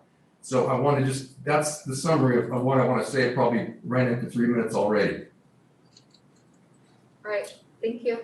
What happens from here? Do I hear back, or is that it? We cannot comment on items that are not on the agenda. Oh, so can I get on the agenda next time? So if you want to send in a message requesting agenda item, then we can follow up with you on that and how that procedure works. Okay, and then maybe you can let me know if it needs, like, how many people in the public to come and join this cause, what kind of a petition or what that would take, but I guess the next step is to get on the agenda, right? Well, you can put a request in and there's a process through that. Okay, all right, well, thanks for the time. Thank you. Have a good night. Thank you. All right, are there any virtual public comments on non-agendized items? No. No, okay, thank you. All right, we are now on to item 7, presentations, and it's 7A, the Vargas School presentation. Thanks for hanging with us. Yeah, we're excited to have you here.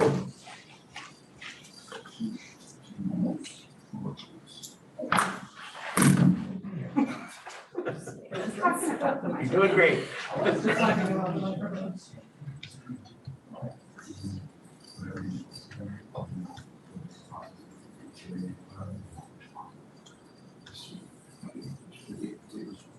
Just curious, it's gonna be up there and I'll go through my own notes. Okay, great. It's been a while since we've done this, so a little rusty. Hi, members of the board and cabinet. Okay. Hi, members of the board and cabinet members. I'm Catherine Armstrong. I'm the principal of Vargas Elementary. Hi, everyone. I'm Vivian Matsiana. I'm the assistant principal at Vargas. And we're so happy to present to you today. It's been a while since we've been here and had a chance to share about our school. The last time we were in this room and presented was a couple of weeks before that day in March when our school shut down. So we're really excited to share with you what we've been doing and how we have been welcoming our students and families back to Vargas this year.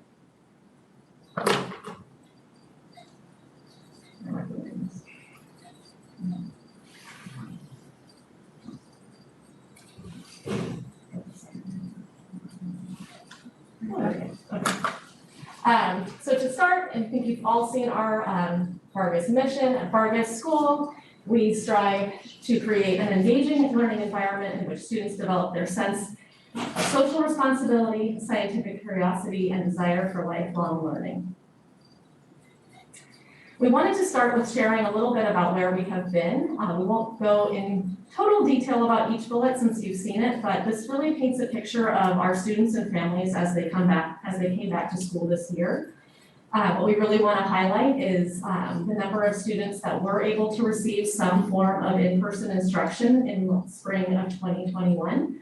We were able to bring back 45% of our current students, so 1st through 5th grade, back to our campus last year, more than we had anticipated with the first survey results, and we really worked hard to reach out to our families, especially families of specific populations that really would benefit from being back on our school campus. And we also wanted to highlight just the amount of students who didn't return in person, who really deserve special attention and care as we welcome them back. When we look at the data, 81% of our first graders are on campus for the first time this year. It's a pretty large percentage of students. If we look at the next bullet, 49% of our students that are second graders now are on campus for the first time. So we were able to get quite a few of our first graders last year, now second graders back. But our first graders are really learning what campus life is like. And we're taking that very seriously as they come back to our school. Our staff has been on an incredible journey as well. Everyone has evolved so much as educators. We've learned so many more tools than I think we ever anticipated we would learn in the last year and some change. We definitely have a greater understanding of the families that we serve because we were in their homes for such a long period of time. And through that, we've also learned some new things and been able to challenge some of our biases. So we definitely see this, even though it was a difficult year, and I'm just gonna say year and a half, even though it was difficult, we really saw opportunity to learn more about our community that we serve so that we can really do what is best for our kids and families as they come back. So we also wanted to share some data quickly. We're not going to spend a lot of time digging into it here, but we wanted to highlight beginning of the year data, which is fairly new. And we're highlighting our students that were with us last year. We don't have kindergarten and TK data here yet, but we wanted to really take stock of how our students are doing that were with us last year and how they are starting off this school year. So as you can see, we're in about the 50% range for proficiency for our first and second grade students for that Fountain Centinel benchmark assessment. And then when we look at our NWEA data, and we also gather that for both our overall student population as well as our English learners, this really highlights what we kind of knew coming into the year from end of the year data, but also just knowing what our students experienced last year, especially our language learners. The opportunity for them to talk with one another, practice language in the same way that they would in the classroom didn't exist. So we really see that here in this data, and we have a lot of work to do, roll up our sleeves and really make sure our students that are bilingual or multilingual are getting the quality instruction they deserve and ample opportunities for discourse and dialogue with their peers and teacher in the classroom. Math is an area we are heavily focusing on this year, especially starting in the second half of the year in January. That will be a big focus for our professional development. And as you can see, there is quite a discrepancy between our students' overall proficiency level and then our students that are bilingual or multilingual. This says a lot about what we need to look at when we dig deeper into the data that we collect, both this data and upcoming data with performance tasks. We really want to know what language support students need and what specific instruction will be needed to make sure our students are progressing in math. Math is a pretty universal language, but there is a lot of language within math that our students clearly are missing, and we need to make sure we are addressing that this year.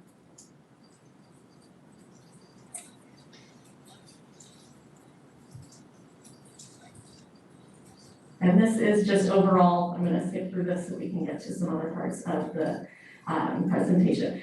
So we've seen this graphic before. This is how we really like to think about how we approach our instruction or just our students' experience at Vargas.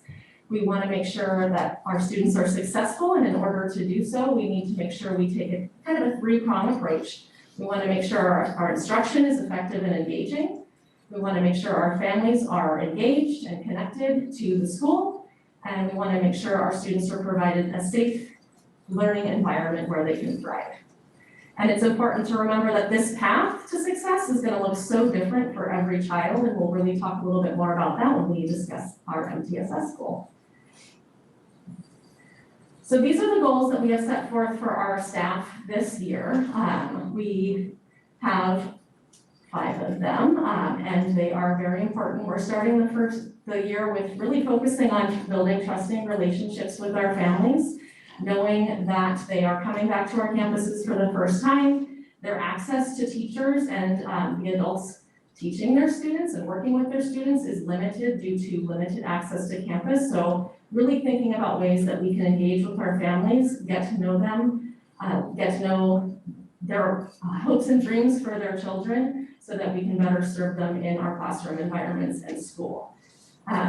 Instructional practices for English learners is a focus, strengthening our Tier 1 and Tier 2 interventions through the MTSS process, and really re-examining what that process looks like at Vargas, especially after a year where we were in a virtual format.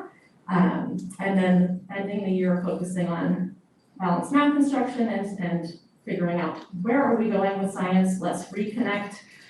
What were our core values and how will we move forward?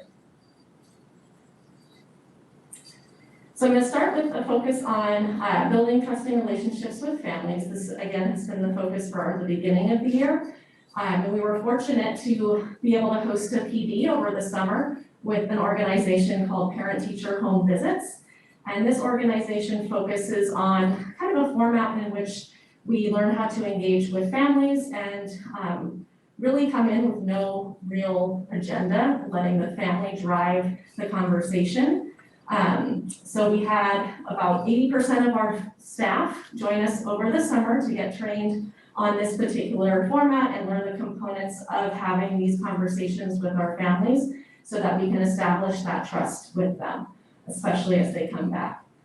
We made it a point to do teacher welcome videos. In the past, we've welcomed families onto our campus to kind of lower the level of anxiety of meeting a teacher for the first time for the year, and we weren't able to do that, so we decided that each teacher would do a welcome video.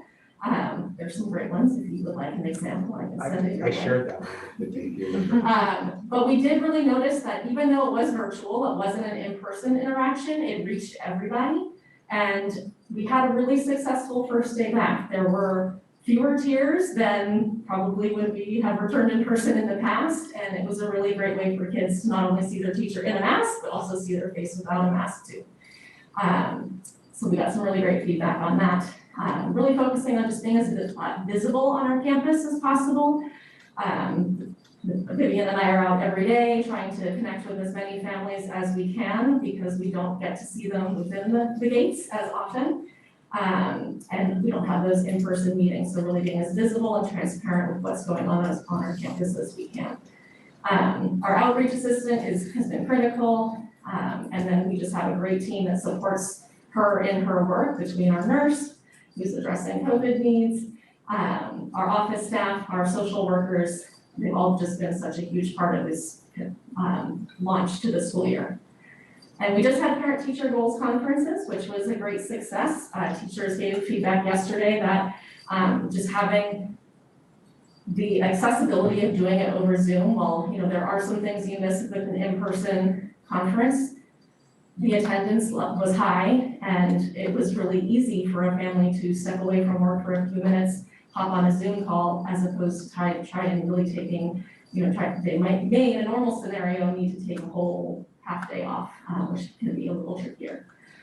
So we really approached our conferences again with that same kind of motto of the home visits, where we want to know about the child's hopes and dreams, or their hopes and dreams for their child, being the priority of the first part of the conference. And then as the conversation goes, leading into academics from there, but really getting the opportunity to get to know the family.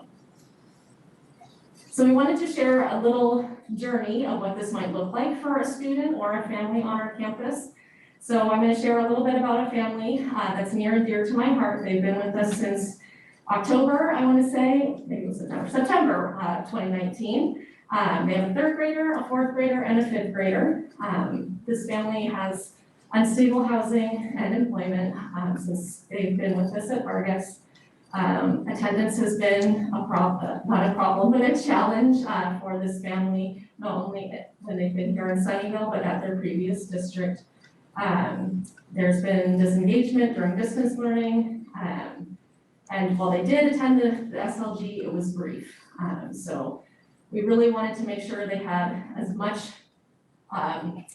support coming into this year so we could start strong.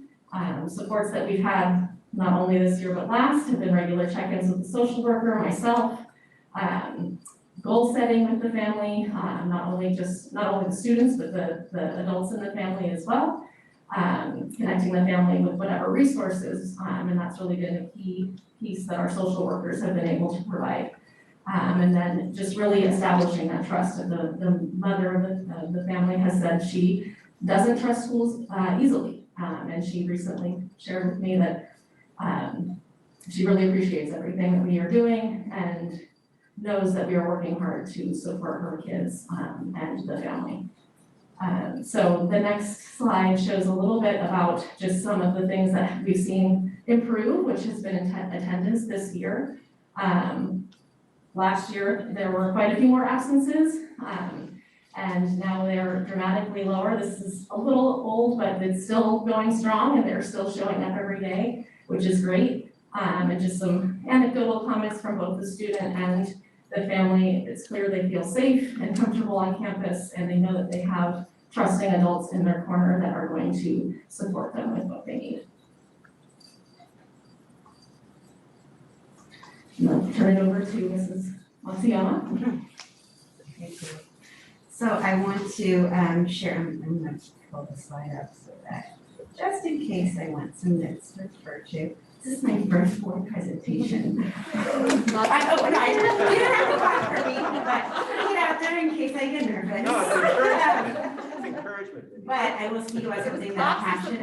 Thank you. I'll speak about something that is passionate to me, which is what we're doing to support English learners. As you can see from the data, it is clear that they require lots of support, especially after coming back in. As an English learner myself, I can empathize, sympathize, all the things that our multi-language learners come in feeling and feeling lost, even more so after this year. I've been fortunate to be able to be on this journey of ELD with our staff as a previous instructional coach with Vargas. So we're building on that learning.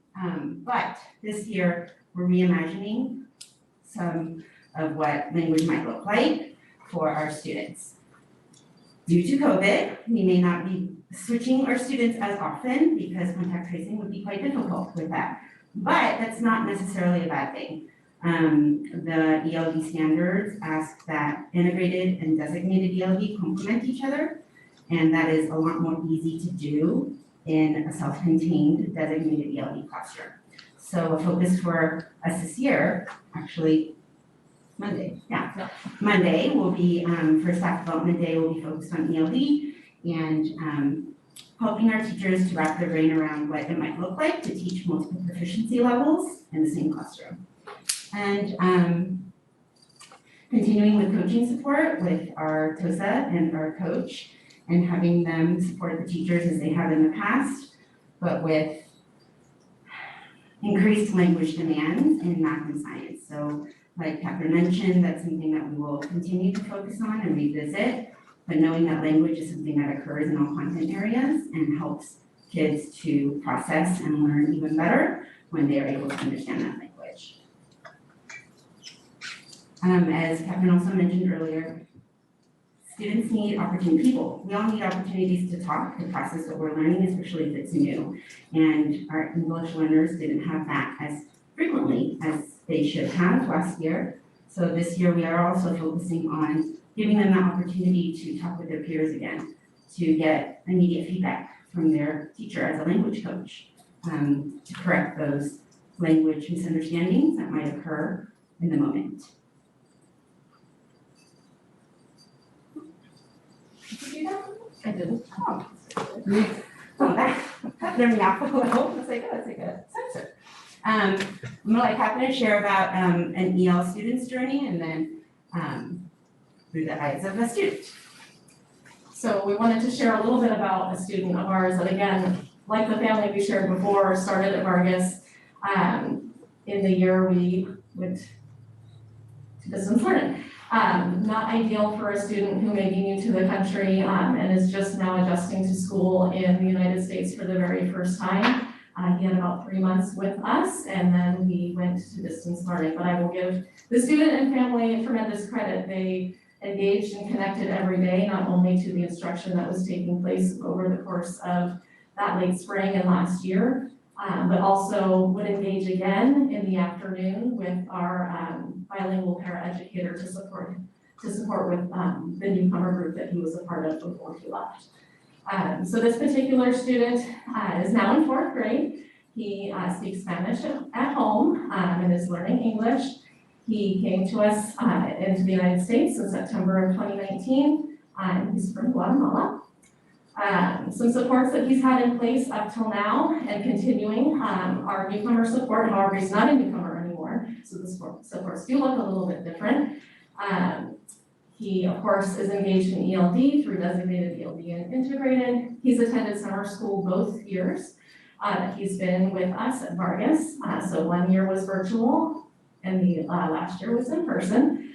And we were able to have him back in person last spring. He was definitely one of our students that we felt strongly needed to be back in person. The teacher, advocated, the teacher was continuing to teach virtually, but really advocated that even though he loves this student so much and would love to have him continue with him, the best place for him is in the classroom where he can learn alongside his peers and practice the language skills that he needs to be successful in school.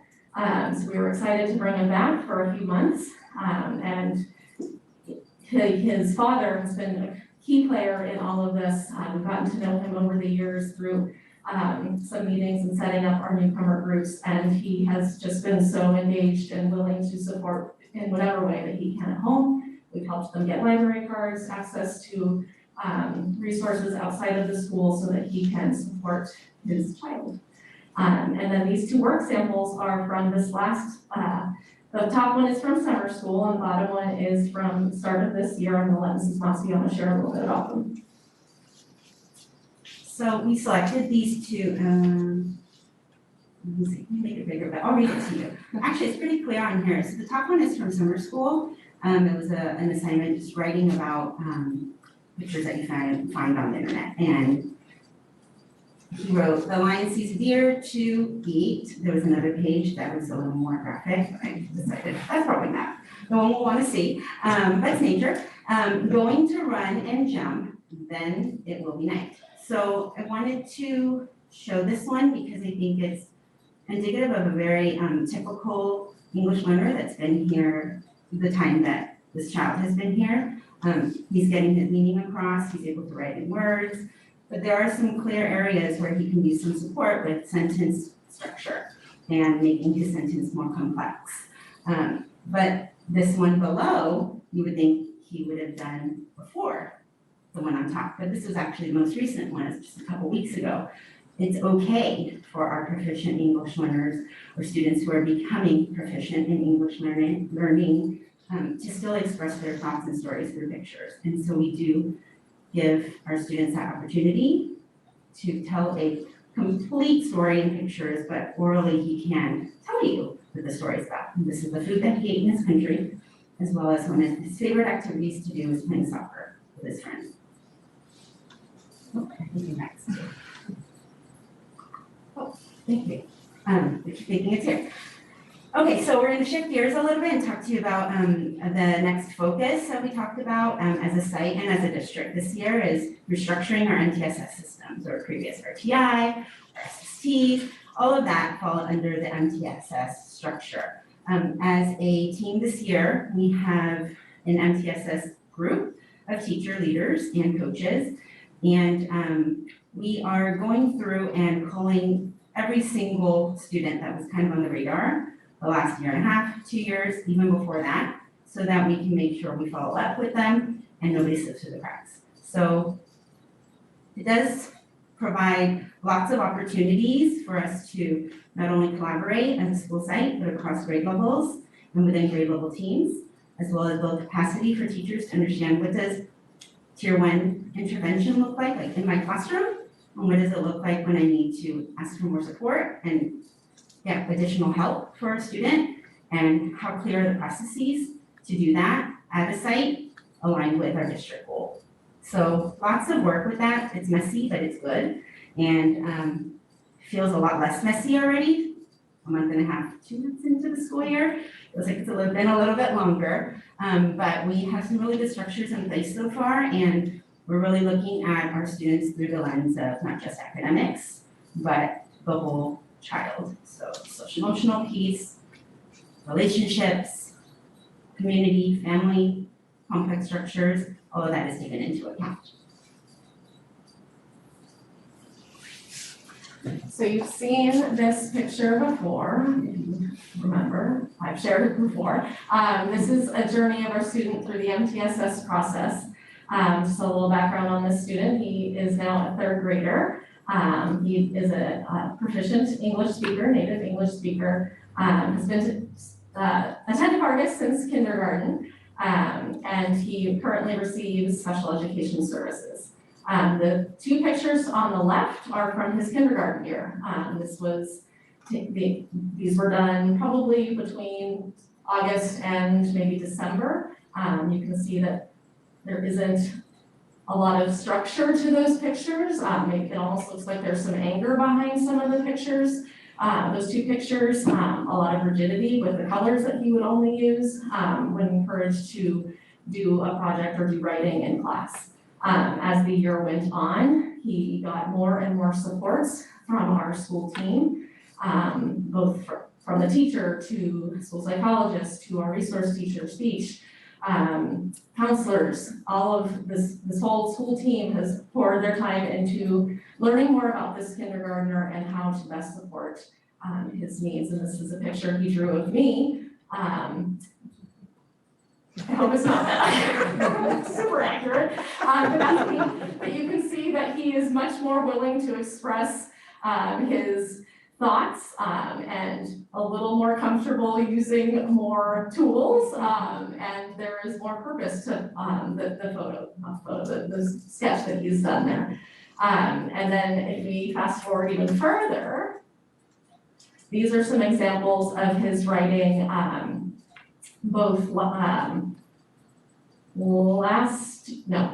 one of them is from 1st grade, so the one on the left is from 1st grade, so you can see that he is emerging as a writer and he's now more confident in his writing. It's not just pictures anymore. He would really shut down when we would give him a task that involved putting words on the page. It was hard. But he was able, with the right supports, he was able to express his feelings and accomplish a piece of writing with meaning behind it, and that he was proud of. And then this picture here on the right is this year in 3rd grade, and he's really blossomed into becoming a writer. And it's still not his favorite subject. It's not his favorite thing to do, but his teacher really has learned what his interests are, and he's become quite passionate about writing, and just letting his voice be heard, and advocating for things. So he was writing here, and when he was writing about the particular topic, he told his teacher, I just feel like I'm on fire with what I want to say and put on my paper. So just says, well, with the right supports and people and love for our students, they can really progress and shine. So the last part of our presentation, we just wanted to share some updates, and we'll have more as the year goes on because we haven't done our professional development yet on math. That's coming in January. We're excited to really dig deep into math instruction, examine what this will look like for Vargas, what we want it to look like across grade levels and across classrooms. We really want it to be a meaningful block of time for our students where it's rich with language and there's real meaningful practice with manipulatives, inquiry, everything that might really engage a student to want to learn about math and see themselves as a mathematician. And then for science, of course, science is going to continue to be a focus for us as a science-focused school and a school of choice. With coming back to the classroom and back to campus, I feel we have real opportunity. We were able to do a lot with science over the course of the last year virtually. We provided lots of science kits, did science nights, had docents that would do different activities virtually for all of our classrooms. They dissected virtually. I mean, they did lots of things. But now we're back and we have the lab settings back that we're and accessible to kids. So really getting back into those spaces, learning how we can make them great again, and really empower our teachers to feel confident in those spaces, not just our instructional coach, which she has been fantastic, but we want our teachers to also take ownership of those spaces. This is a year where our science team is going to look at our core values from when this program launched. What are our strengths and where do we go from here to really set us apart from other schools? And then Vivian's going to talk a little bit about our equity and social justice work. So everything that we've shared with you as far as our focus as a site and district is all through the lens of equity and social justice. And I'm proud to say that the work began before this year. Organically, a group of our teachers decided to create a social justice league last year and led our staff through multiple trainings on what we had mentioned earlier about challenging your own personal biases, what biases you might have, with students, with other people. I'm doing a lot of personal reflective work around that, and really proud of our teachers for wanting to engage in that because it's uncomfortable and but it reaps so much reward and benefits. We have also partnered with other school sites. There's so much to be said about stepping outside of your own comfort zone and learning with other staff. So we had a VAR-Wood partnership, and that's with Lakewood and Vargas. Again, just teachers that wanted to do more, learn more, and help our staff to grow in their own personal journey. And it was a wonderful partnership that emerged with social justice and designated ELD lessons. So really two very big focuses. And then we'll continue our PBIS character traits, focusing each month on qualities that we want our students to learn as they interact with each other and become members of society. And then my favorite part is building student leadership and giving students a voice, teaching them how to speak up for themselves and advocate for themselves and their friends. So quick description of these pictures, because probably the most favorite part of our work so far this year. The bottom left, can't see it, can't read, I'll just summarize it for you. 5th grade, group of girls wrote a letter to Ms. Armstrong and asked them, we need female supplies in the bathrooms. Why are there nothing available for us? We're fifth graders, we're girls. And dragged a chair in there, we got boxes of female supplies, and now they're there, but they advocated for themselves, and they should have that. The top right is a letter that a third grade classroom wrote to us that is advocating for the white shed outside their window to be decorated because they want to look at something pleasant when they are learning in their classroom. So we are going to buy lots of paint, and one of our paraeducators, so all hands on deck. She's loves to create and craft, so she's going to design a rainbow, handprint rainbow design that all students will be a part of creating this year, once we find the right paint. And then also on the bottom is an example of an upper grade classroom doing a restorative circle around some problems they identified at lunchtime. Kids not being polite to each other, whatnot. The teacher led them through finding solutions for themselves.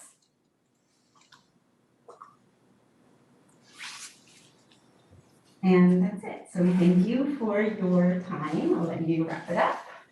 Yes, thank you.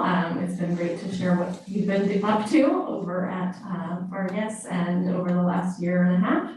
And then if you have other questions for us, we're happy to answer them. Thank you so much. There is no public comments in person. If there's anybody who wishes to comment on this item, please use the raise hand feature now.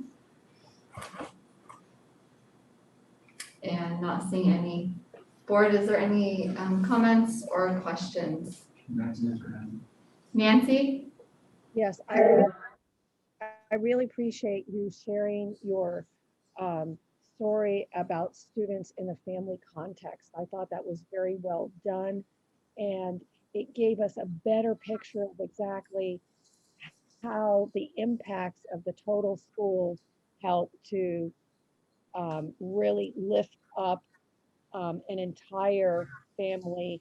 And as we know, success in your family structure and meeting the needs of all the students in that family structure are super important. So I appreciate the design of intentionality that you had in your report. It was very helpful for me. Thank you. Thank you. Thanks, Nancy. Isabella, Bridget, any comments or questions? Well, yeah, I like Vargas a lot, and I like the spirit you guys have, and I see the passion in the teachers and everybody inside the school, and that's great. And I also see how the community feels connected and goes, and to me, that's great. I hope that, yes, you guys get more, well, once we figure out how to have volunteers, you get more involvement for the community, so we can actually have, as we say, one of the visions from the district is involve the parents and the community this year. I know it's always challenging to reclassify a good set of students, and there are a lot of things that make everything more complicated. But how do you guys? I think last time, well, not last time, but one of the last time we spoke, you say that we talk about what we can do to help you with adapting more spaces for science, or what do you need us to do so you can be more successful with the science approach. You say that you talk about the outdoor classroom and redoing or helping to improve the gardens. Do you have any more ideas of what kind of programs or things we can do to help you with that approach and make more robust the science program choice that you have there? Yeah, we actually just met with our science team for the first time this week and talked about all these spaces that we're back into and need some love and reorganization. Our science lab is ready, but our maker lab and our outdoor garden space need some love. So our first job is to see, and maybe it sounds like outdoor volunteers are in our future, to advertise for volunteers to come in and help us with kind of an overhaul of our garden space. It needs a lot of weeding and digging and just a lot of things need to happen in there to make it a real useful space for kids again. And we have some new ideas to get a water source in there. We have the materials to do so. We just need the manpower to put it together. So I'm excited to hear that we can get volunteers soon. So when you start digging around in your garden, I would love to help in some way personally, and I'll try to drag a teenager with me, but that's a different story. But I just, I miss going to Vargas for your events because, but I love going to visit your school because it's just so clear how connected the children are to the adults who are serving them and vice versa. And I just, it comes through in your presentation and it just is really, just thank you for always welcoming us to be there. And when you start, eventually having community events and stuff, I can't wait to hear about them because I will definitely go. So, all right, thank you. So will you open for volunteer scout service time for kids to help with the garden? Actually, You're saying a scout troop, yeah. scout troop could go. Yeah, the scout troops come in and doing service hours. That would be amazing. I think she's saying specifically because she helps lead a scout troop. So when it's time to like message her what she's saying, I think.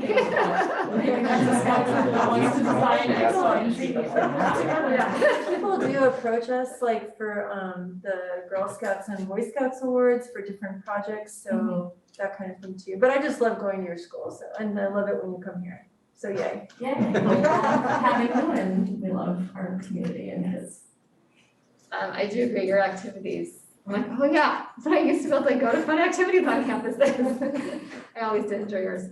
I just want to say thank you for all that you guys are doing.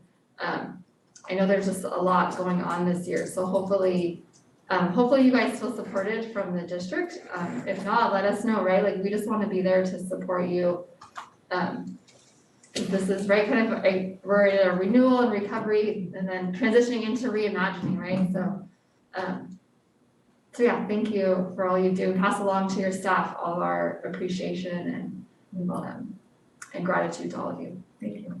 Thank you so much. Michelle, I have a quick comment. Yeah. So for the board, well, first for the Vargas team, you've done a lot of things first this year, some of them great and some of them not as much fun. So I appreciate the hard work and your commitment this year. But they went first with the site visit and with this presentation. And they did exactly what I asked them to do, so I'm really grateful for that. So, but this weekend on my report, I'm gonna ask you to reflect on the format. So you saw that they focused on MTSS, equity, English language learners, and tried to personalize it, right? Like, I think that was kind of the direction that you gave. So if you can just reflect on that, because I'm gonna give that direction to future principals as they do their reports. I want them to be useful to you, so. Sounds good, thank you. Okay. As you said that, I just want to share, but when you were starting the equity and justice, it was really, I loved hearing about, because that's a priority of the board, right? So I actually did want to mention that I loved hearing about the work that you guys are doing with that. It reminded me like, oh, like we need to get, like the board had been doing work and it reminded me that we need, so that's the note I made was the like, some things that the board can do to also continue that work on our own personal level, so. Well, Vivian didn't give herself enough credit. She was a big leader of this team and really supported their leadership in planning the work that they did with our staff last year.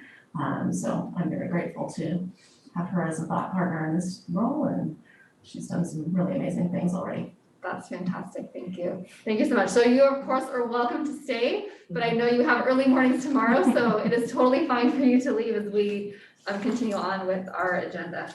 Thank you. Thank you. Thank you.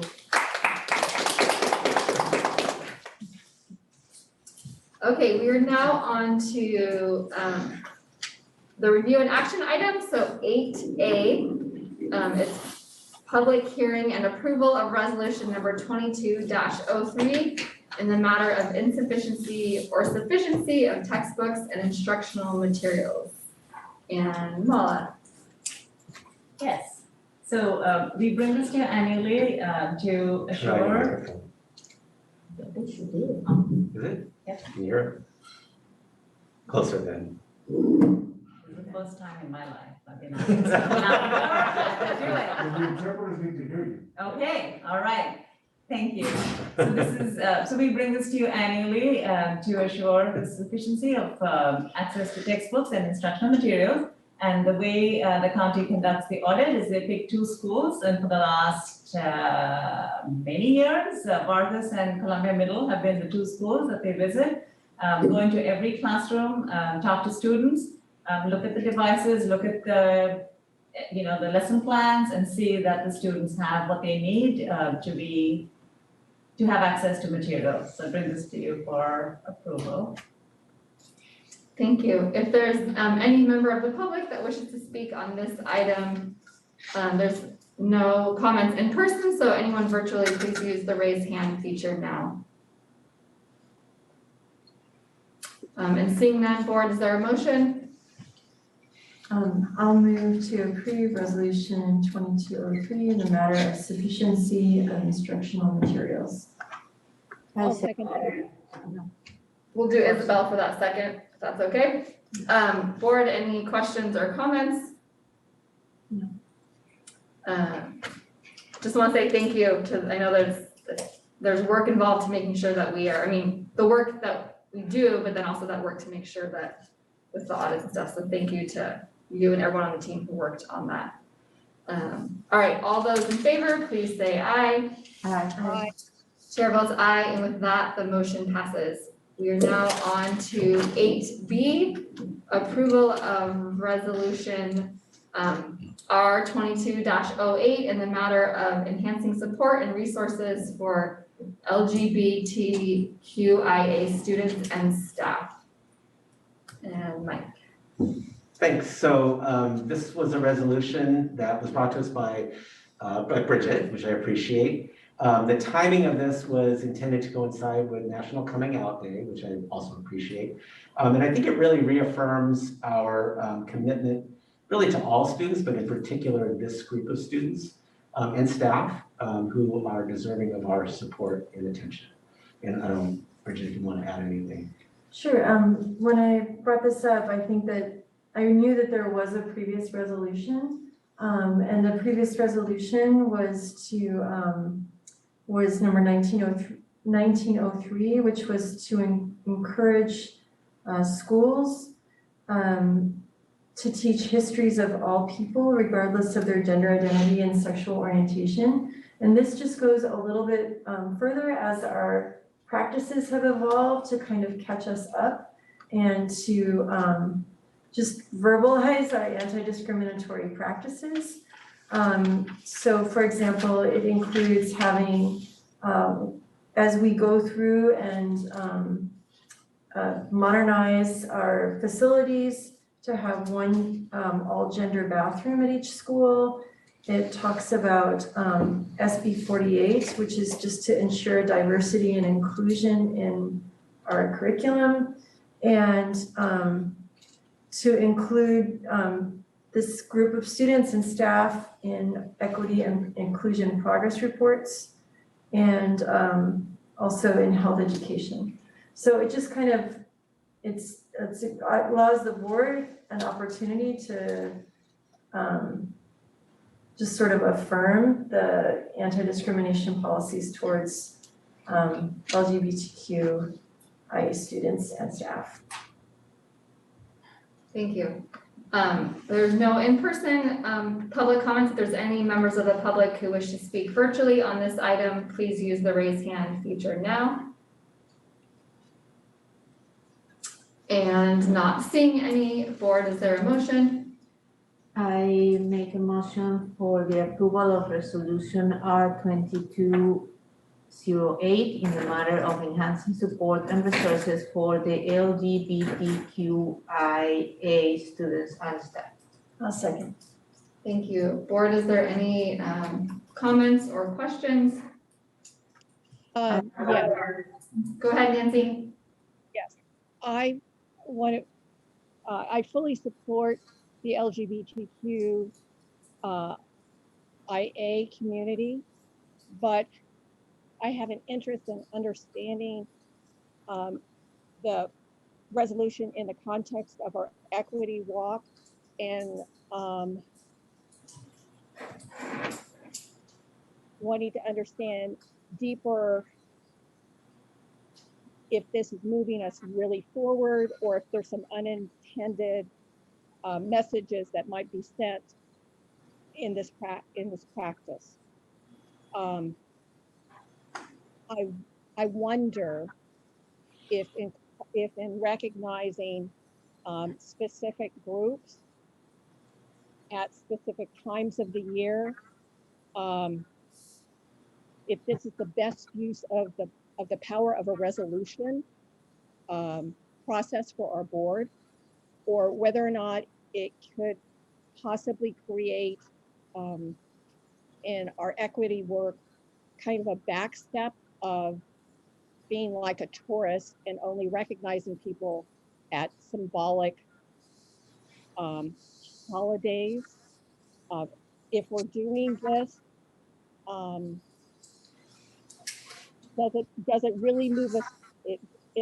Does this nature of a resolution really move us forward in the future, and how does it really speak to where we're at in our equity work? Is it moving us? Is it really moving us forward, or are we institutionalizing something that we might want to move back and away from in a power of a resolution? So that's something that I would like to talk about, if not at this meeting, at a future board development meeting. Because to me, seeing this feels like it's a step back and not a step forward in the bigger picture about how we think about and embrace all students and all staff.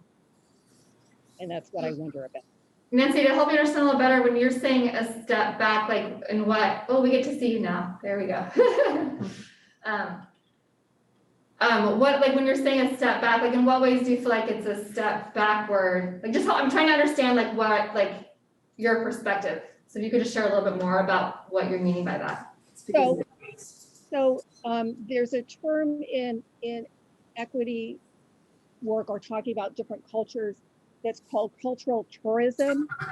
And it's kind of remembering people and thinking about people only in terms of specific holidays or traditions. And so I wonder, because of the timing of National Coming Out Day, if in the bigger picture, we're only going to are we unintendedly only remembering and embracing people one day a year, or is this so? And if we're doing this for this group, do we have to do it for every other group? Have we moved in our concept of othering and belonging and creating a sense of welcoming for all students? Are we unintendedly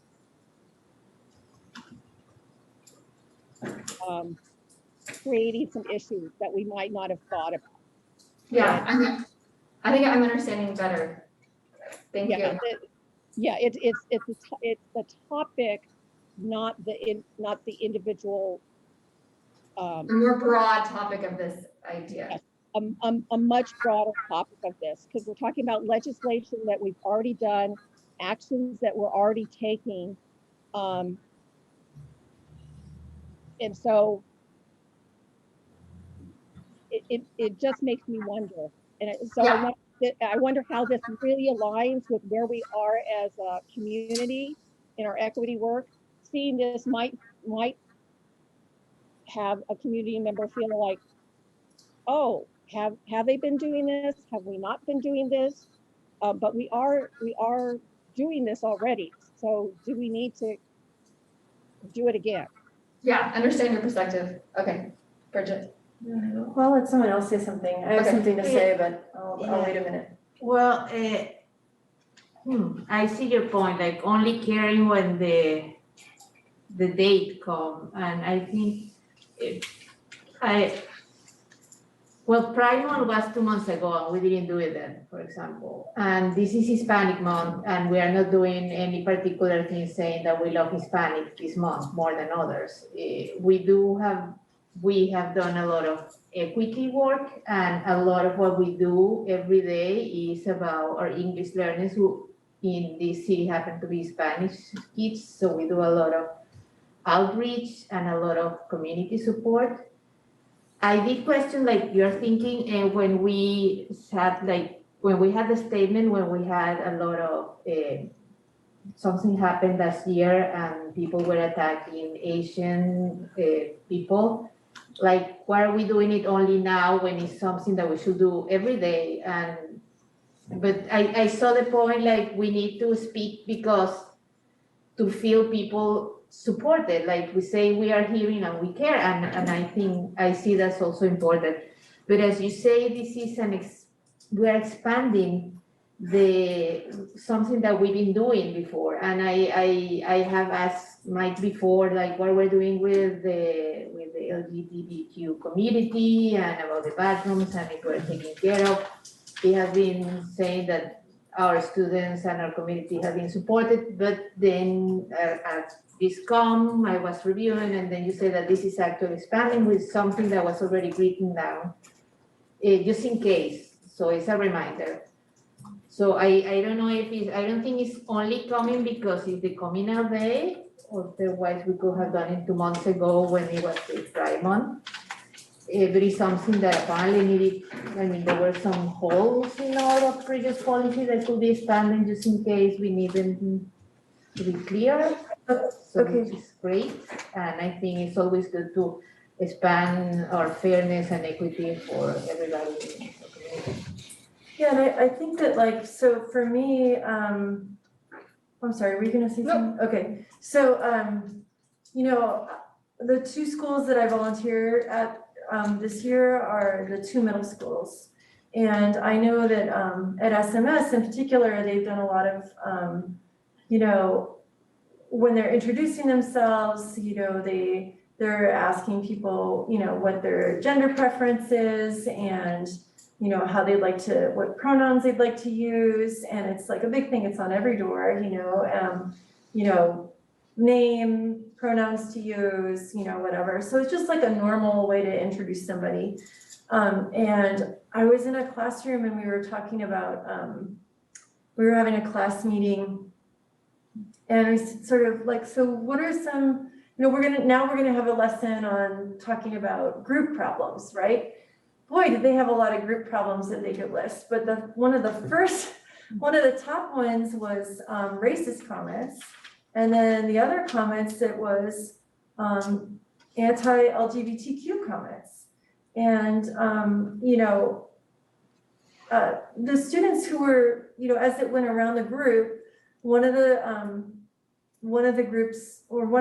every student who said something, some students passed on saying anything because we were just practicing not problem solving, but sharing and discussing.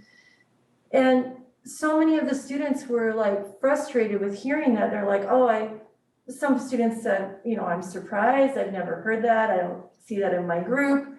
And then other people were like, oh, I'm so sorry, you know, it's shocking and it's wrong. But they were just like expressing it. And I think by the time they got around to the person who had initially shared it,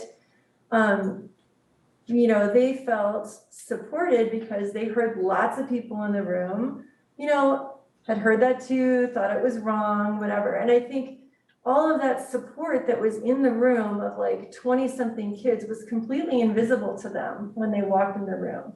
But when they walked out of the room, you know, it was very clear that they felt like their community had their back, even though in the bigger picture, they were still hurting because they had gone through this really terrible experience and they were seeing it.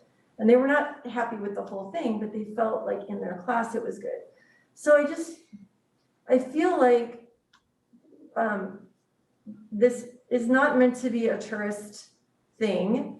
It's not meant to be a token thing. I think if we're the school board and we want to, like, you know, whether we're leading through policies or resolutions that kind of guide which way we're going, if we're saying, you know, if the only thing that we've said about LGBTQ things before is that a book or something could have, like, we could encourage a school to not discriminate against a story that might have a family in it, that is composed of LGBTQIA people. So I feel like this is high level. It's represents our values. It and you know, I basically got the idea to do it not because I went out and invented it. Morgan Hill trustee John Horter brought it to legislative action, and they were putting through something similar in their district, and I said, oh, would you share? He was so excited about it, and I said, oh, would you share that with me? That sounds like that matches our values. We'd love to take a look at it, and we modified it so it fit our district more. So I just, you know, I think that it's, I don't consider tourist things, I don't consider it token. I think it's real, and I think it's board appropriate and whatever. And, you know, that's how I feel about it. Michelle? Yeah, and I think, as you say, like, I think we should try to be active in setting a good example in all those things, not just like not censoring a book because it brings a family that is unconventional, but actually we should bring books that bring families that are different and unconventional to, so normalizing this is not unconventional, this is just how life is today, and this is who we are, and kids should have all the examples. So it's like taking a step in the right direction. It's like I was thinking, like, well, it's not just doing some equity work. I think we should all be anti-racist, not just like, oh no, we're not racist. Well, we should be active looking for it and be anti-racist. That's what I keep asking about, that training for everybody, so we can see things and see things that we normally wouldn't see. This is also the same thing, is to be, well, discriminatory, is being active, look at things as, hey, the way how we've been doing this, or the way how that person did this or talk about this might be a microaggression. We should normalize these things in the positive way. Because for staff too. I'm sorry. Nancy, you want to do a quick thought and then I'll share? Okay. Go ahead, Nancy. So what I'm asking is for us to go deeper at another meeting to talk about what is the power of a resolution versus looking at policy and inflection towards our equity work, and what's going, and looking at the bigger picture in this. The example that was raised was about Asian hate, and what makes this different than a date on the calendar is that we are stepping up in the community because there was a specific incident. It isn't that we hadn't been embracing the Asian community before, but that there was an action that caused hurt and harm to staff and to our community as a whole, that we as a board felt was important enough to raise up to the level of, and have that come forward. So that's the difference that I see, that I want to just point out at this particular point in time, but invite a conversation about how we use resolutions versus changing policies in moving forward to make inflections about change, and making sure that it aligns with the work that we're having our equity group do and our schools do as well, to be supportive. Thanks, Nancy.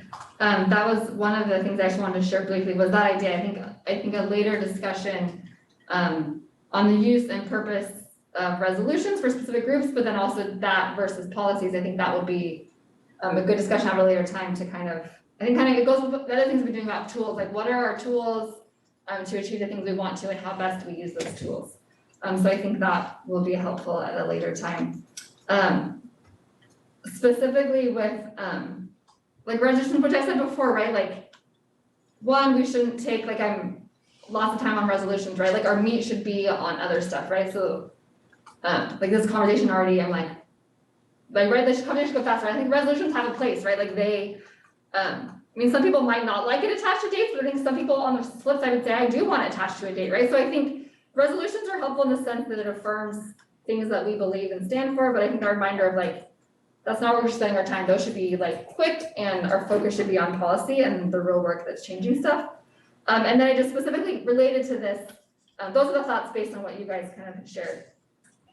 But then it was interesting, like just earlier this week, I was reading an article related to this stuff. And so I just wanted to quickly read a piece of it. It said, a survey this year by the Trevor Project, LGBTQ Youth Suicide Prevention and Crisis Intervention Organization, saying what the group was, sorry, found that 42% of the nearly 35,000 LGBTQ youths who were surveyed seriously considered suicide within the last year.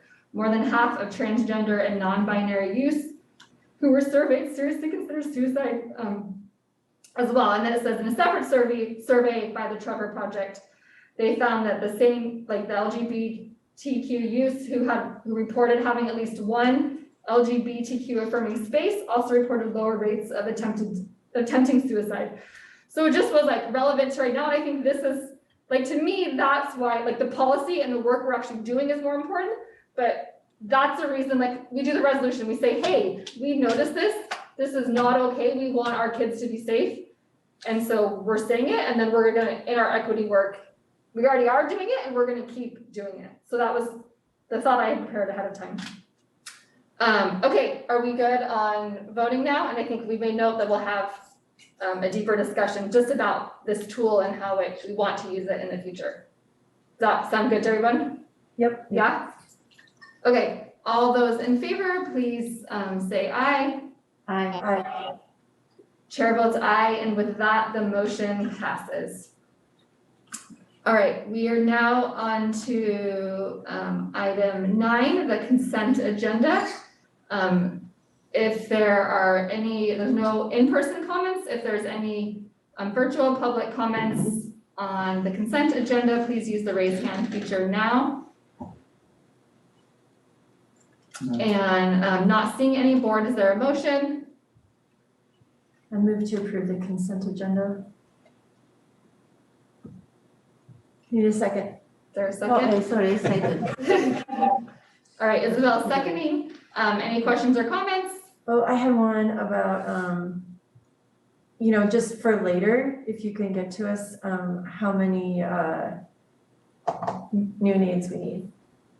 Because we got the schedule on like open positions, but I was really interested in new needs. And I can just take it as a follow-up item. Jeremy's gonna get it to me and I'll send it out. Yeah, awesome, whenever. Okay, thanks. All right, all those in favor, please say aye. Aye. Chair votes aye, and with that, the motion passes. I think we are on to, sorry, it's not scrolling down. We're on to item 10, I think it's public comments on closed session items. Is that correct? Yep, okay then. If there's any members of the public virtually who wish to speak on any closed session items, please use the raise hand feature now.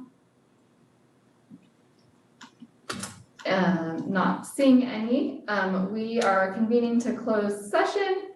And then when we come back, we'll report out, and then we have one more review and action item. Do we need a break, or are we good if we go straight to closed session?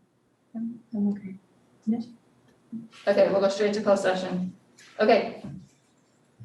All right, thank you, everybody.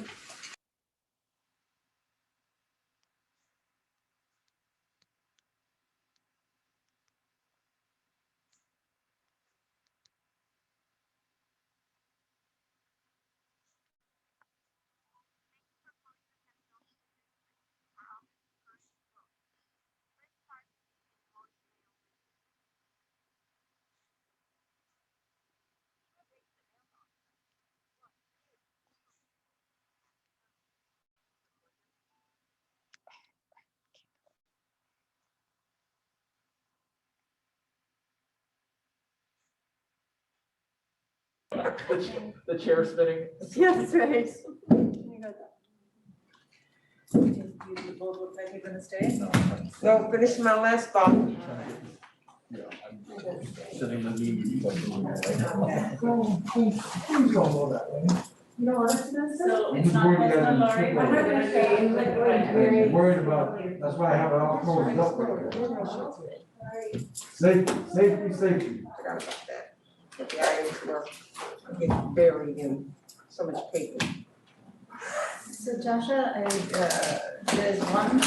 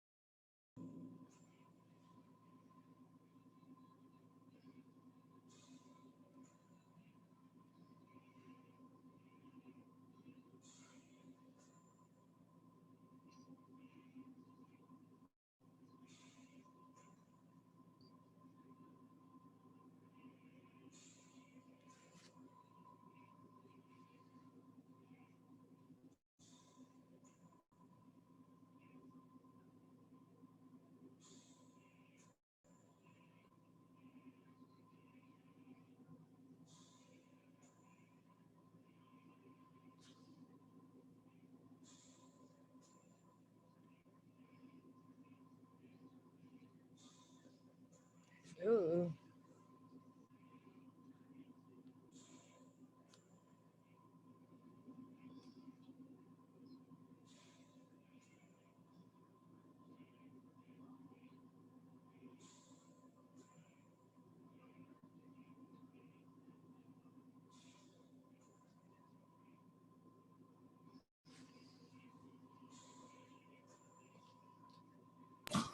Let's see what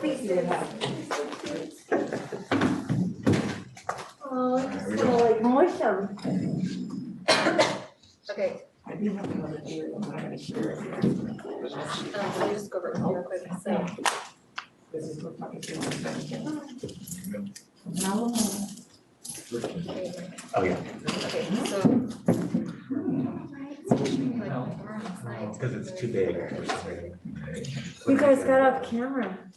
Well, we're trying to see how it. I know, it really liked you two. I So know. a lot. Yeah. So I read all that. Go back and do it and see. Nope, we went back. So that's just sharing, You don't have to there's do no, anything. there's no Now it's motion, doing it right? right. So I just read it out. Yeah, so let's see what happens if we do it again. Bridget, I was the first one to open the box, so I got imprinted on it. Yeah, that's right. Nice. Like a little No duck way. thing. Oh, and I was second. Let's go ahead and see what happens. 'cause I do It's have- favoring your faces. Let's see what happens. Sometimes Jesus makes it zoom in on me. Are you gonna come sit and see if it like goes back to you? Cause I have a belief of what I think. You think it's like the orange? Oh, the colors of what you're wearing, maybe? Let's see. Oh, could be. Brighter. Oh, because we're blending into the back. There you go. Yep. But it never goes on me. So what you should do is take your Yeah. glasses. It did when I wasn't here. Because you're blending into the back. Yeah, exactly. Oh, And I also think it has to do with facial features. my mask. Yeah, your mask is higher. White. No, seriously, Bridget, it's like, Really? yeah. Okay, I'm gonna put on a different mask. Very much white. Mm-hmm. Yeah. I think that's what it's related to. All right, let's. Okay, Let's not get this straight. we'll reconvene this meeting at 9:06. In closed session, we discussed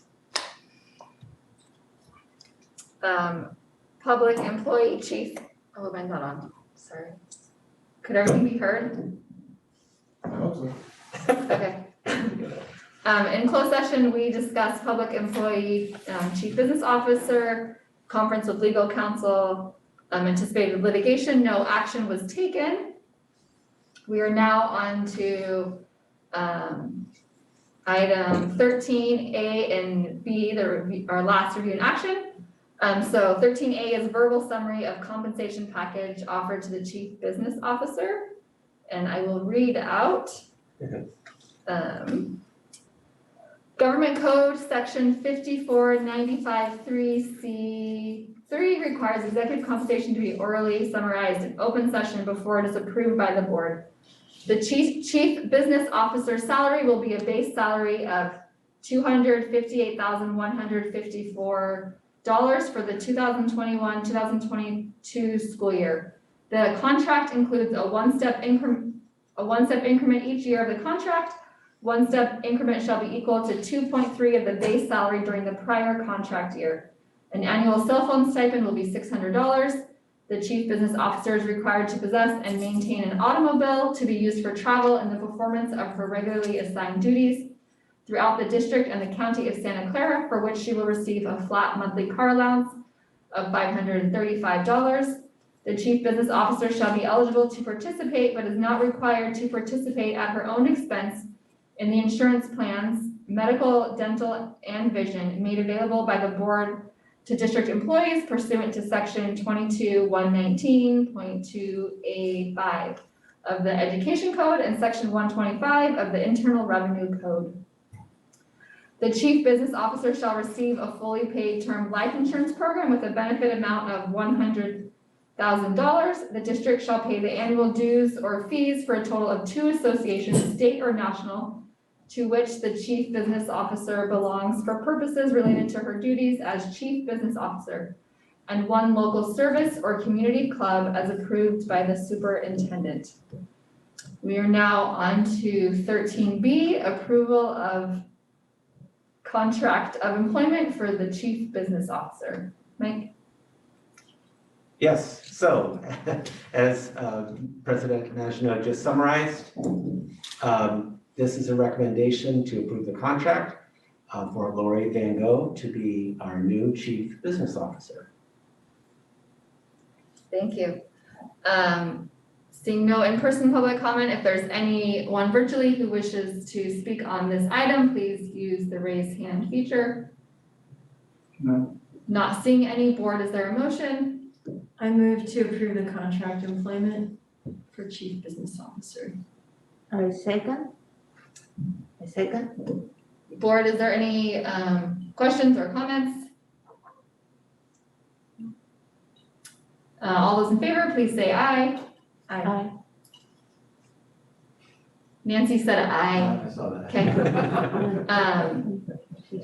Chair votes aye, and with that, the motion passes. Congratulations, Lori, Yay. and thank you so much for all the work you do for us. Congratulations to us. And congratulations to us, yes, that is true.